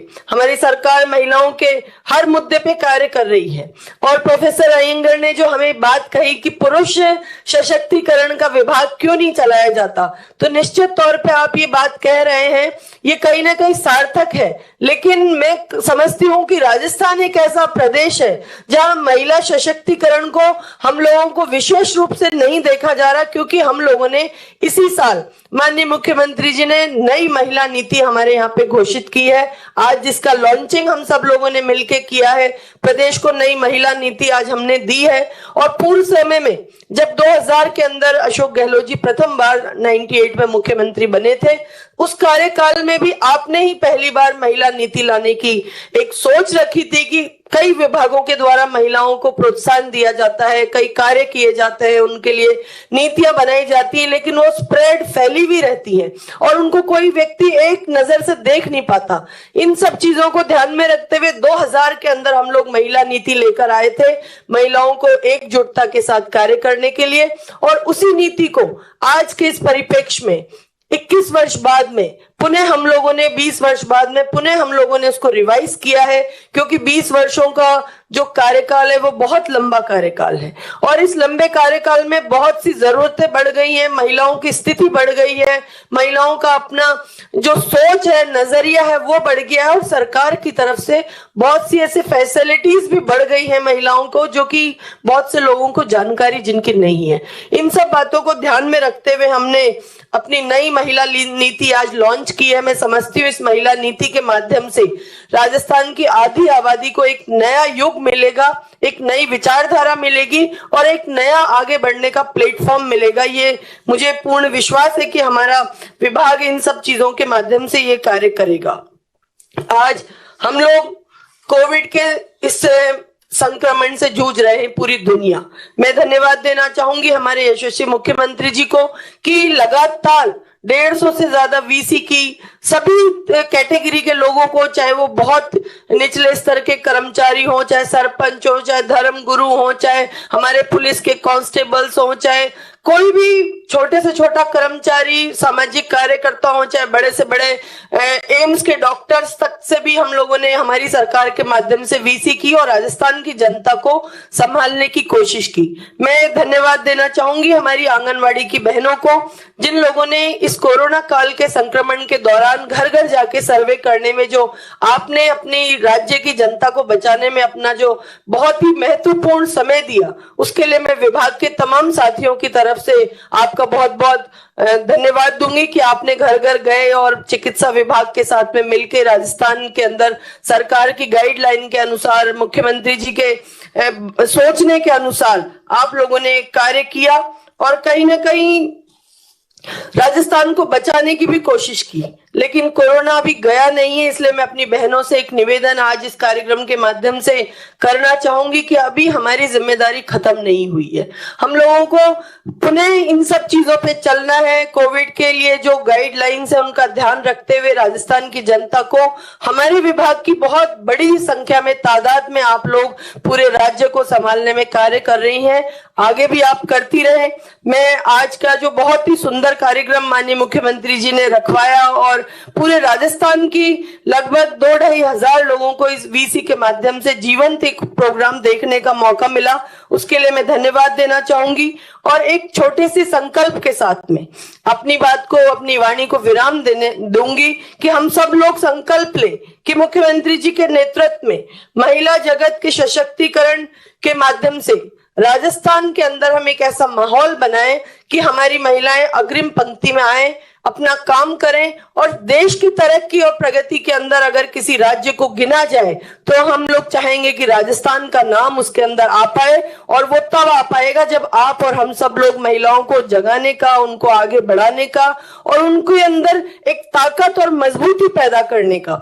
जिस तरह से प्रोफेसर अयंगर ने और आशा जी ने ये बात बताई कि महात्मा गांधी जी बहुत ही भोले प्रवृत्ति के व्यक्ति थे, बा ने आके उनके अंदर एक हिम्मत जगाई और उनको बहुत सी बातों के लिए प्रेरित किया, उसी तरह से मुख्यमंत्री जी भी हम सब लोगों को हमेशा प्रेरित करते रहते हैं। और इनकी प्रेरणा से हिंदुस्तान के अंदर मानचित्र में महिला सशक्तिकरण को पहले एक रूढ़िवादी प्रदेश के रूप में जाना जाता था। मैं विश्वास दिलाना चाहूंगी मुख्यमंत्री जी को कि हम सब लोग मिलके आने वाले समय में हिंदुस्तान के अंदर राजस्थान को प्रगतिशील राज्य के रूप में बनाएंगे। महिला सशक्तिकरण के दौर में हर महिला को अपने कार्य का करने का पूरा अवसर प्रदान करेंगे और निश्चित तौर पे आपके नेतृत्व में हम लोग महिलाओं के जागृति लाने का कार्य करेंगे। आज पुणे में इस कार्यक्रम में आए हुए सभी अतिथियों का बहुत बहुत स्वागत, अभिनंदन। हमारे सहयोगी साथी जो कि वीसी के माध्यम से हमारे साथ जुड़े हुए हैं, आपका भी बहुत बहुत स्वागत, अभिनंदन और सम्मानीय मुख्यमंत्री जी का धन्यवाद देना चाहूंगी। जय हिंद। प्रेरक उद्बोधन के लिए माननीय मंत्री महोदया का बहुत बहुत धन्यवाद। देवियों और सज्जनों, आज के इस राज्य स्तरीय सम्मेलन में हम सभी के लिए उत्साहवर्धक है प्रदेश के शीर्ष नेतृत्व का सानिध्य। हम सभी प्रदेशवासियों के विश्वास का प्रतीक है हमारे सूबे के माननीय मुख्यमंत्री जी, जो स्वयं संवाद की निरंतरता में विश्वास करते हैं। माननीय मुख्यमंत्री महोदय श्रीमान अशोक गहलोत साहब से सादर अनुरोध है, कृपया अपने उद्बोधन से हम सभी का मार्गदर्शन करें। माननीय मुख्यमंत्री महोदय। हमारे महिला बाल विकास विभाग के मंत्री श्रीमती ममता भूपेश जी, यहाँ उपस्थित प्रिंसिपल सेक्रेटरी श्री रघुआ जी, कुलदीप रांका जी, रश्मि गुप्ता जी कमिश्नर, राजेश गुप्ता जी, साइनाली जी और कन्वीनर पीस और नॉन वायलेंस सेल के कन्वीनर मनीष शर्मा जी और वीसी से जुड़े हुए तमाम हमारे जो आज जो भाग ले रहे थे अभी, श्रीमती रुमा देवी जी नारी शक्ति पुरस्कार से सम्मानित सामाजिक कार्यकर्ता, श्रीमती आशा बोथरा जी इंदिरा महिला शक्ति पुरस्कार से सम्मानित सामाजिक कार्यकर्ता, आदरणीय श्री सुदर्शन अयंगर जी गांधीवादी विचारक और जितने भी आज करीब 2000 लोग तो जुड़े हुए हैं वीसी से और सवाई माधोपुर से श्रीमती उषा झा, विनोद जैन, जोधपुर से श्रीमती कौशल्या चौधरी, शिवकंठ सैनी, आदरणीय सुशीला बोरा जी, प्रतापगढ़ से श्रीमती हुलासी भाई माली, प्रवीण जैन, धौलपुर से नरगिस बानो, धर्मेंद्र शर्मा, टोंक से श्रीमती कविता सिंघल, अंदिरा गौतम, हनुमानगढ़ से डॉक्टर संतोष चौधरी, श्री श्रवण तंवर जी, नागौर से श्रीमती लवलीना सारस्वत, श्री हीरालाल भाटी, अलवर से श्री सम्मी चेतिया और हिमांशु शर्मा, दौसा से श्रीमती जलजीत मीणा और श्री राजेश उदाला, बूंदी से श्रीमती किरण शर्मा, राजकुमार माथुर, झुंझुनू से श्रीमती संतोष कटेवा, मुरारी सैनी, नसीन भाटी, सभापति मकराना नगर परिषद। वैसे कुछ नाम मैंने लिए हैं, परंतु 2000 हमारे वॉलेंटियर जुड़े हुए हैं और इस विषय को जो आज हम लोग ये संगोष्ठी के रूप में बैठे हुए हैं, इसको करीब 1,36,000 लोग अभी देख रहे हैं राजस्थान के अंदर। इसको ओपन किया गया था। कस्तूरबा गांधी के जन्म दिवस पर जो गांधी दर्शन महिला सशक्तिकरण जो नाम दिया गया संगोष्ठी का, तो हमने उचित समझा कि उसके बारे में राजस्थान के हमारे तमाम लोग, विशेष रूप से नई पीढ़ी के लोग भी नजदीक से जान सकें, उनके बारे में समझ सकें, जिनको आज सबसे ज्यादा समझने की आवश्यकता नई पीढ़ी को। और मुझे खुशी है कि आज एक दिन कस्तूरबा के जन्म दिवस के उपलक्ष्य में या उनके मौके पर नई महिला नीति की घोषणा की गई और उसका विमोचन किया गया। अभी ममता भूपेश जी बता रही थी कि आप सबके आशीर्वाद से जब मैं पहली बार 20 साल पहले मुख्यमंत्री बना, तब हमने ये महिला नीति बनाई थी। तो 20 साल के बाद में 21वें साल में नई महिला नीति बनी है। और इस बार हम लोगों ने महिला नीति जो है, इसको महिला नीति 2000, बालिका नीति बनाई थी 2013 के अंदर। ये जो नई नीति बनी है 21 में, उसमें महिला नीति 2000, बालिका नीति 2013 को एकीकृत किया दिया गया। अगर आप इसको पढ़ेंगे, समझेंगे, तो मैं समझता हूँ कि समग्र रूप से देखेंगे किस प्रकार से एक सोच करके इसका प्रारूप तैयार किया गया, जिसमें बच्चा गर्भ में हो तब से लगा करके उसकी जिंदगी पैदा होने के बाद में जीवन भर किस प्रकार से सरकार की सोच है महिलाओं के बारे में और बालिकाओं के बारे में। और मैं उम्मीद करता हूं कि ये बहुत क्रांतिकारी सिद्ध होगी, क्योंकि सरकार कार्यक्रम भी क्रांतिकारी देना चाहती है आप सबके सहयोग से। कस्तूरबा के बारे में बहुत अच्छे विचार प्रकट किए, एक से एक बढ़कर किए। मैं बहुत ही प्रभावित हुआ, क्योंकि इस प्रकार के विचार समाज के सामने आने का अपना एक महत्व होता है। और रूमा देवी जी ने जो बहुत ही सरल और सहज रूप से जो अपनी जीवन की गाथा बताई, किस प्रकार गांव से उठ करके कहाँ तक पहुंच गई वो, और गांधी जी का जो सपना था ग्राम स्वराज्य का, उसके अनुरूप उन्होंने एक संकल्प व्यक्त किया जो प्रेरणा देने वाला सबके लिए। और आशा बोथरा जी और सुदर्शन जी ने तो आप जानते हैं कि बहुत अनुभव है गांधी के बारे में, और जिंदगी भर उन्होंने जिया है गांधी को, और गांधी जी के बारे में वो बहुत बड़े विचारक हैं। उनकी प्रेरणा सबको मिलती है, बात की मुझे बहुत खुशी है। और बचपन में जैसा भी आशा बोथरा जी कह रही थी कि तरुण साथी सेना में मैं भी रहा था बचपन के अंदर, और 50 साल पहले हमें तरुण साथी सेना जो मालेभाई देसाई सेक्रेटरी थे गांधी जी के, उनके लड़के थे नानभाई देसाई, उन्होंने बनाई थी। तो मैं उम्मीद करता हूँ कि वैसी सेनाएं पूरे बड़े देश के अंदर, जिसकी आज जरूरत है। देश में तनाव का माहौल है, लोकतंत्र के सामने प्रश्न चिन्ह लग गया है। माहौल में मैं अगर इसकी व्याख्या नहीं करना चाहता इस मौके पर पूरा देश जानता है कि देश की दिशा में जा रहा है, जहाँ पर आज सभी धर्म, सभी वर्ग, सभी भाषा बोलने वालों को एक रखने की जरूरत है, तभी देश एक व अखंड रहेगा। अलग अलग भाषाएं इतनी है कि हम समझते नहीं आपस के अंदर, तेलुगु, तमिल, मलयालम, पंजाबी, गुजराती, मराठी, अलग अलग जाति, हजारों जाति देश के अंदर। धर्म अलग अलग है, हिंदू मुस्लिम सिख ईसाई फारसी जैन, तब भी हम एक हैं। ये खूबी हमारी दुनिया के मुल्कों के अंदर अलग पहचान रखती है, अलग पहचान रखती है। हमारी प्राचीन संस्कृति संस्कार भी अद्भुत है। अभी मैं पता कर रहा था कि हमारे मुल्क में जब आजाद हुए हम लोग और संविधान बना, जिस दिन संविधान बना उसी दिन महिलाओं को अधिकार मिल गया वोट देने का, बराबरी का अधिकार पुरुषों के। अमेरिका जैसा मुल्क यहाँ पर इतना विकसित मुल्क कहलाता है और कई तरह की बातें सुनने को मिलती है उसके बारे में।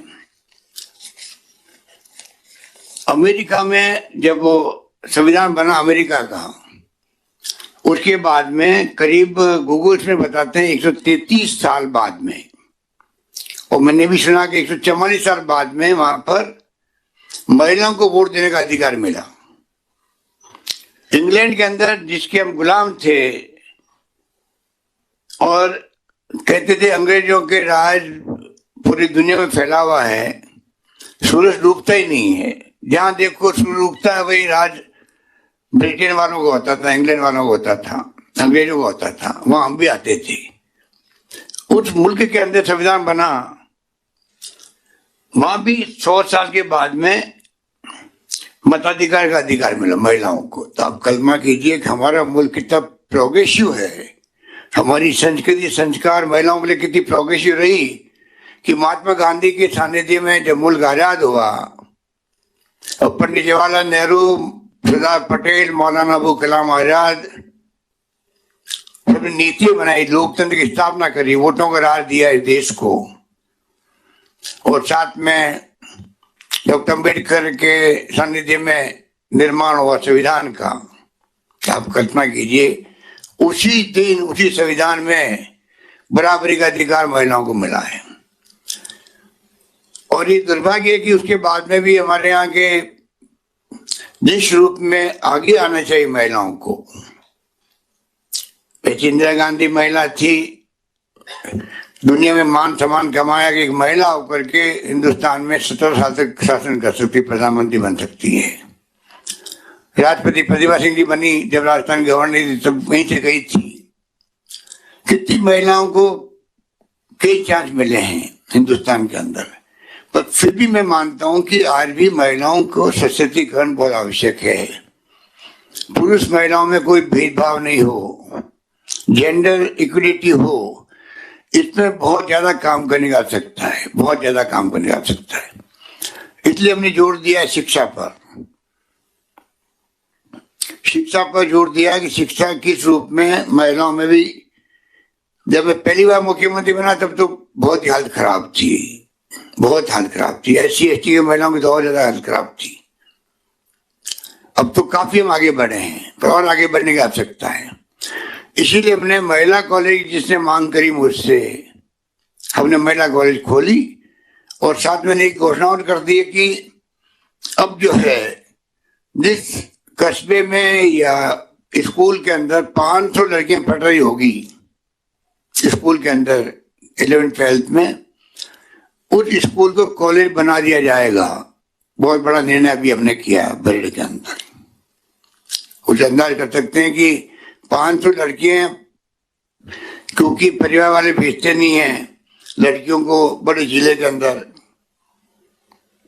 जिला मुख्यालय पर कई कारणों से, तो गांव या कस्बा भी है, 500 लड़कियां हो गई, वहां कॉलेज खुल जाएगी तो फिर गांव के लोग भेजना प्रारंभ करेंगे अपनी बच्चियों को। धीरे धीरे वहां हॉस्टल बनेंगे, जब नजदीक गांव में जाएंगी। तो महिला शिक्षा पे सरकार का बहुत बड़ा जोर है।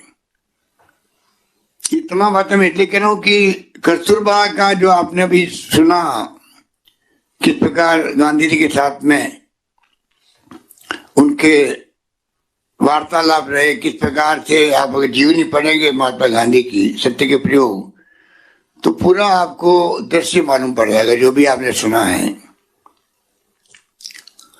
मेरा मानना है कि हमें महिलाओं के ऊपर काम करने की बहुत बड़ी आवश्यकता है और सरकार उसमें कोई कमी नहीं रखेगी। हम सब तरह से चाहते हैं कि महिलाओं का सशक्तिकरण हो। अगर मैं ये कहूं कि मातृ मृत्यु दर और शिशु मृत्यु दर, वो तो लंबी कहानी है कि राजीव गांधी जी ने जो 73-74 अमेंडमेंट किए संविधान के अंदर, उसके बाद में महिलाओं को आज जिला प्रमुख भी, प्रधान भी, सरपंच भी, वार्ड पर बनने का अवसर मिल रहे हैं, या मेयर बन रही है, पार्षद बन रही है, तो 30-50% रिजर्वेशन हो गए हैं। वो तो आप सब जानते हैं। वही महिला सशक्तिकरण का बहुत बड़ा उदाहरण हमारे सामने है। तो महिलाओं को सब तरह प्रोत्साहन मिले, उनके साथ में बराबरी का व्यवहार हो, समाज के अंदर भी, घर के अंदर भी। घर के अंदर होगा तो समाज में होगा, गांव में होगा, देश में होगा, और तब होगा। तब मैं समझता हूं कि 4-5 बातें ऐसी है जिस पे हमें गौर करना पड़ेगा। एक तो जो IMR, MMR, शिशु मृत्यु दर, मातृ मृत्यु दर, सरकार पूरा प्रयत्न कर रही है, उस पे जोर देना पड़ेगा। बच्चा अगर स्वस्थ पैदा होता है, अभी मैं एक आर्टिकल पढ़ रहा था जिसमें एक बड़े लेखक ने कहा, जिस प्रदेश और देश के अंदर का मानव संसाधन स्वस्थ होगा शरीर से, वो उन्नति करेगा। उसमें सब बात आती है। अगर स्वस्थ नहीं है, बीमार है, या उसकी इम्यूनिटी ठीक नहीं है, हेल्थ अच्छी नहीं है उसमें, और जो हेल्दी लोग होते हैं जिस मुल्क में, उसमें आगे बढ़ने के लिए बहुत बड़े फर्क पड़ जाता है। तो हमारा प्रयास होना चाहिए हम किस प्रकार से IMR, MMR को ठीक करें। सरकार पूरी ताकत लगा रही है, पर समाज को भी आगे आना पड़ेगा और महिलाओं में समझदारी बढ़ानी पड़ेगी। अभी ममता जी कह रही थी, सैनिटरी नैपकिन की बात कह रही थी। घरों में फ्री सैनिटरी नैपकिन, घरों में संकोच से बात होती नहीं है। टाइम बदल गया है, 21st सेंचुरी में आज हम लोग हैं। तो राजीव गांधी ने कहा था कि हमें नई सत्ता में प्रवेश करना है, दुनिया के विकसित राष्ट्रों के सामने आके बराबरी का मुकाबला करना है, और वो करना है तो आज मोबाइल फोन, इंटरनेट, कंप्यूटर का युग आ गया है। हमें सारे संकोच छोड़ करके महिलाओं के हित में क्या है, महिलाएं जननी हैं जिससे देश और दुनिया चलती है। अगर उसका खुद का स्वास्थ्य ठीक नहीं है तो उसके बच्चे कैसे पैदा होंगे? तो मातृ मृत्यु दर, शिशु मृत्यु दर के साथ साथ में उसकी खुद की हेल्थ अच्छी रहे। और गांव में आज क्या स्थिति आप जानते हो। शहरों में लड़कियों को तो फिर भी आजकल सरकारें कई जगह नैपकिन देने लग गई, लड़के समझने लग गई है। तो गांव में एक मूवमेंट खड़ा हो, और मूवमेंट मैं समझता हूं कि जो हमारे सामाजिक कार्यकर्ता NGO है, या रूमा देवी जैसी महिलाएं हैं, हर जिले में, हर ब्लॉक में रूमा देवी जैसी महिलाएं आगे आए, आंदोलन के रूप ले, सरकार उनके साथ खड़ी मिलेगी आपको। क्योंकि हमने बजट में घोषणा करी है कि फ्री सैनिटरी नैपकिन देने की। तो ये तमाम बातें जो है। फिर घूंघट की बात ले हम लोग। रूमा देवी कह रही थी कि जब आह्वान किया मैंने घूंघट का, अब बताइए जिंदगी भर आप कैद रखते हो महिला को घूंघट के अंदर, उस पर क्या बीतती है। घूंघट में महिला कैद रहे, जो पुरुष और महिलाओं में जो हम कहते हैं कि भेद नहीं होना चाहिए, इक्वलिटी होनी चाहिए, वो कैसे होगी? क्योंकि महिलाओं को घूंघट में कैद रखते हैं। जब शिक्षा की बात आती है, आगे बढ़ने की बात आती है, बराबरी के आरक्षण मिलने लग गए महिलाओं को भी, शासन करने के अंदर भी। जब शासन के लिए अमेंडमेंट हुआ था, राजीव गांधी जी ने किया था संविधान में संशोधन 73-74, तो पाकिस्तान के एक इकोनॉमिस्ट ने आर्टिकल लिखा कि बहुत बड़ा फैसला राजीव गांधी ने, हिंदुस्तान के प्रधानमंत्री ने कर दिया है। जब 50% महिलाएं होती है उस देश में, शासन भागीदारी उनकी हो आरक्षण के माध्यम से, वो देश का भविष्य बहुत उज्जवल होगा। और आप देख रहे हैं कब बड़े कामयाबी के साथ में महिलाएं मेयर बनती है, प्रमुख बनती है, प्रधान बनती है, मंत्री बनती है ममता, वो देख ही रहो आप अभी जब ये बोल रही थी। तो कॉन्फिडेंस भी है, क्षमता भी है काम करने की, सब कुछ उनमें गुण है, पर बराबरी का दर्जा जो मिलना चाहिए महिला को अभी तक नहीं मिला हुआ है। अभी तक भी पुरुष प्रधान देश कहलाता है। धीरे धीरे महिलाओं को खुद को आगे आना पड़ेगा, समझदारी के पैसे देना पड़ेगा। वो तब होगा जब घूंघट का जो है उस पर सोच रखनी पड़ेगी, कैसे वो घूंघट की प्रथाएं खत्म हो, IMR MMR ठीक हो, सैनिटरी नैपकिन में कोई संकोच नहीं करे। संकोच करने वाली बात ही नहीं है। आजकल तो बेटा और बाप भी दोस्त की तरह रहते हैं, तब समझ सकते हैं एक दूसरे को। दुनिया इतनी बदल गई है, गूगल्स में पूरी जानकारी है।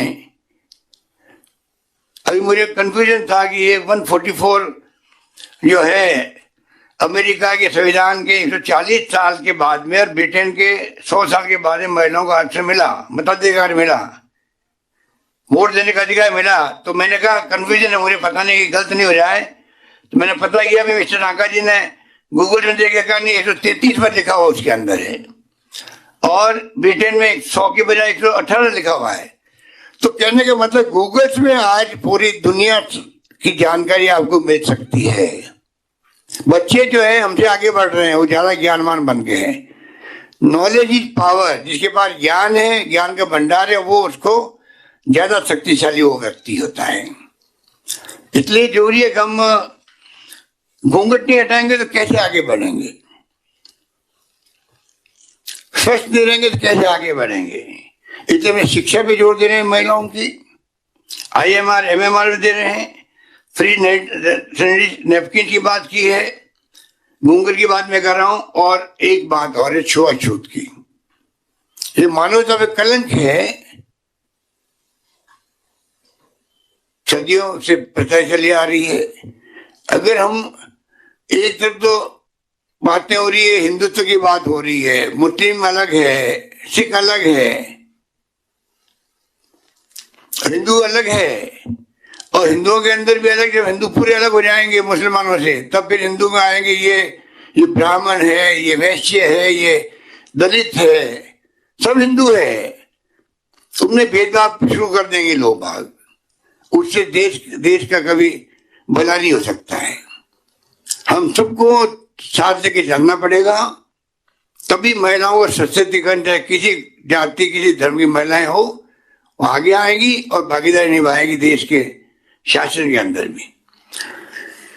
इसलिए मुझे खुशी है कि महिला नीति बन गई है। कस्तूरबा के नाम से आज जन्म दिवस का एक आयोजन हुआ पहली बार काफी लंबे अरसे के बाद में, और मुझे उम्मीद है कि महिलाओं के सशक्तिकरण के ऊपर लगातार जो चिंतन शुरू हो गया है राजस्थान के अंदर, और जिस प्रकार रुमा देवी ने जो अपनी कहानी बताई है, इस प्रकार से अगर महिलाएं आगे आएगी तो जो आशा बोथरा जी और सुशीला जी और सुदर्शन अयंगर जी और कई ऐसे हमारे साथी हैं देश में, प्रदेश के अंदर, जो सालों से काम करते हैं सामाजिक कार्यकर्ता के रूप में, समाज सेवा के रूप में, उनको और ताकत मिलेगी काम करने के अंदर।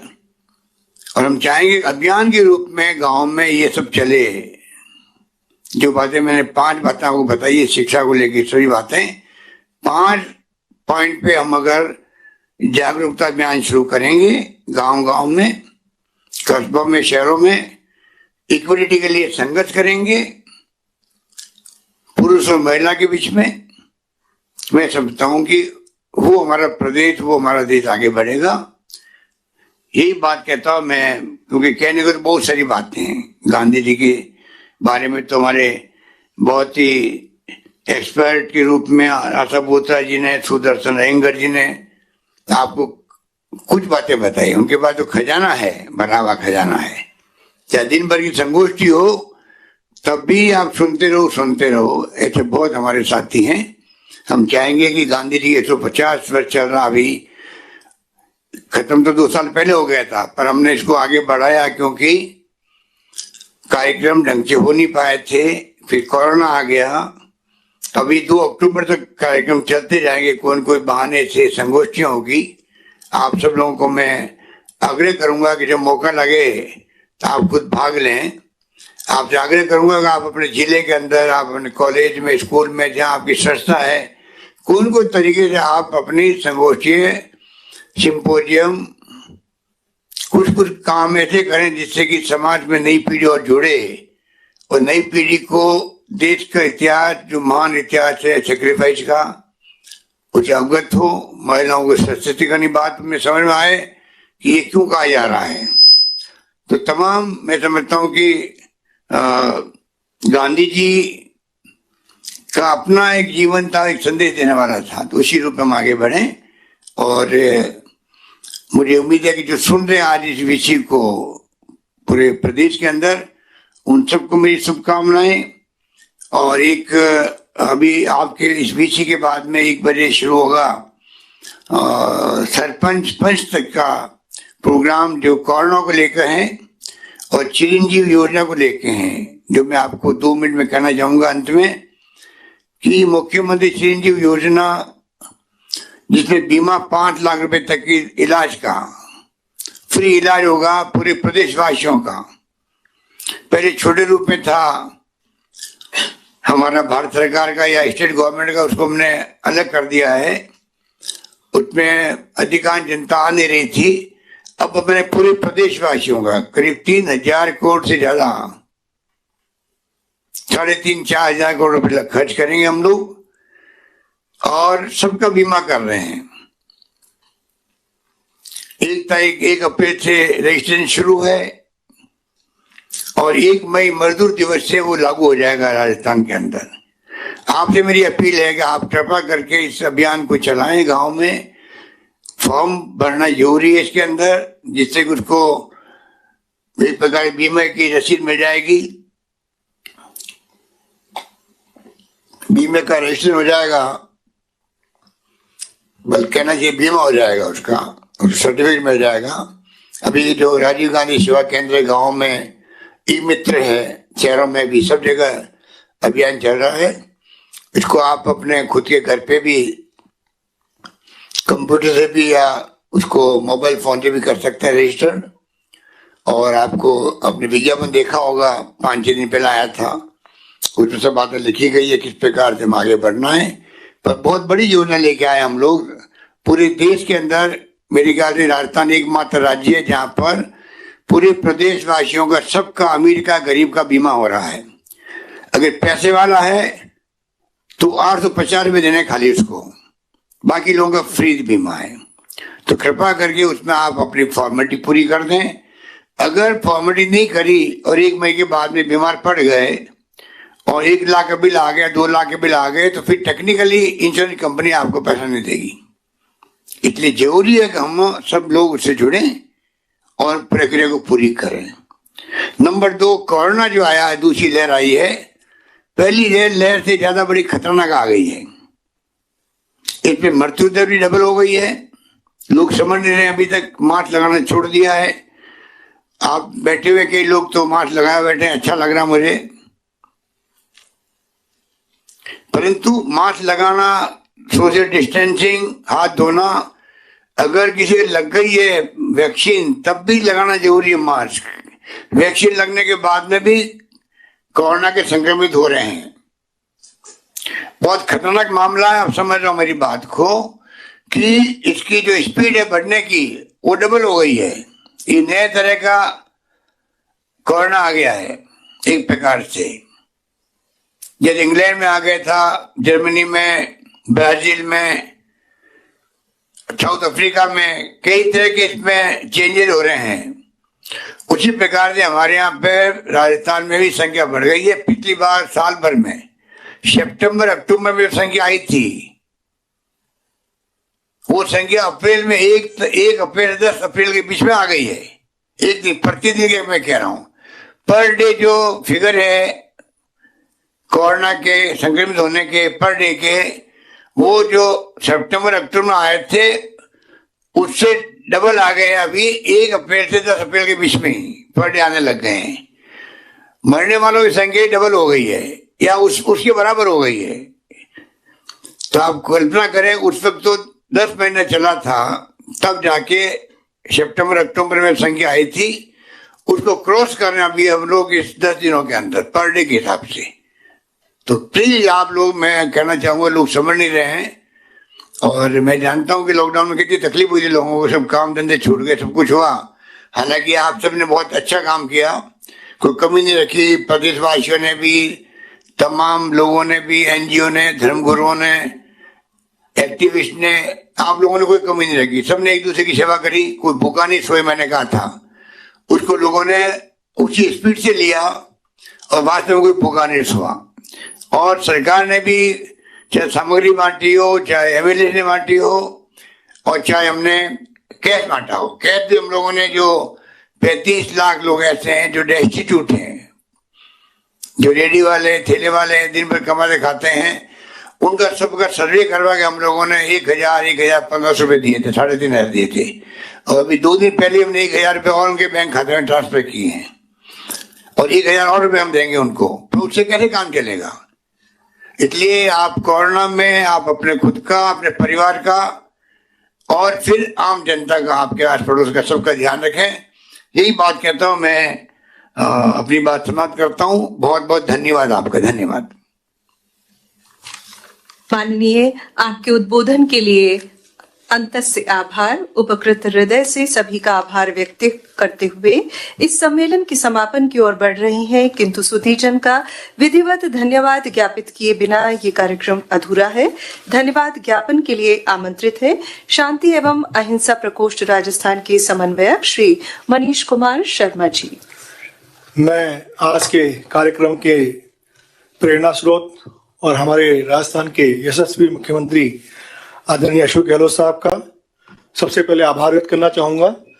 उनके मार्गदर्शन के कारण ही ये संभव हो पा रहा है कि राजस्थान सरकार की ओर से विभिन्न कार्यक्रम, जो भी ऐतिहासिक दिन आ रहे हैं, आज 11 तारीख का आया, 6 तारीख का माननीय मुख्यमंत्री जी ने मार्गदर्शन दिया, 13 तारीख का जलियांवाला बाग है, 14 तारीख का अम्बेडकर जयंती पे हम लोग कार्यक्रम प्रस्तावित हमारा है।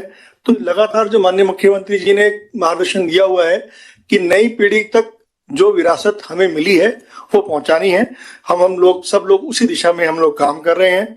आज सुबह जब अयंगर साहब ने एक बात कही कि मनीष जी, नींव के पत्थर का जो रोल है वो इम्पोर्टेंट है, तो मैं खुश नसीब हूँ कि 2006 से माननीय मुख्यमंत्री जी के मार्गदर्शन में मुझे ये जिम्मेदारी मिली हुई है और उसको मैं नींव के पत्थर के रूप में ही काम कर रहा हूँ। मैं विभाग की मंत्री ममता भूपेश जी का 2006 का भी धन्यवाद देना चाहूंगा आज कि, और आज भी उन मंत्री के रूप में हमें सहयोग मिल ही रहा है। श्रेया गुहा जी जो विभाग की सेक्रेटरी हैं, और इससे पहले हमारे 150 के जो कमेटियां जो आज बनी हुई हैं पूरे जिलों में, वो उस समय इनके कार्यकाल में बनी। लक्ष्मी गुप्ता जी, राका साहब, छोटा सा एक मैं निवेदन इसलिए मैं आज करना चाहूंगा, जितने लोग आज माननीय मुख्यमंत्री जी ने अभी कहा कि राजीव गांधी जी ने जो मौका दिया महिलाओं को, उसकी परिणति है कि आज जो पूरे ब्लॉक में, उपखंड में, ग्रामीण क्षेत्रों में नवनिर्वाचित महिला जनप्रतिनिधि जुड़ी हुई हैं। ये वही सोच है, और उसी सोच को ध्यान में रखते हुए किस तरह एक प्रियदर्शिनी, जो माननीय मुख्यमंत्री जी ने अपने उद्बोधन में कहा कि इंदिरा गांधी आयरन लेडी के नाम से जानी जाती है।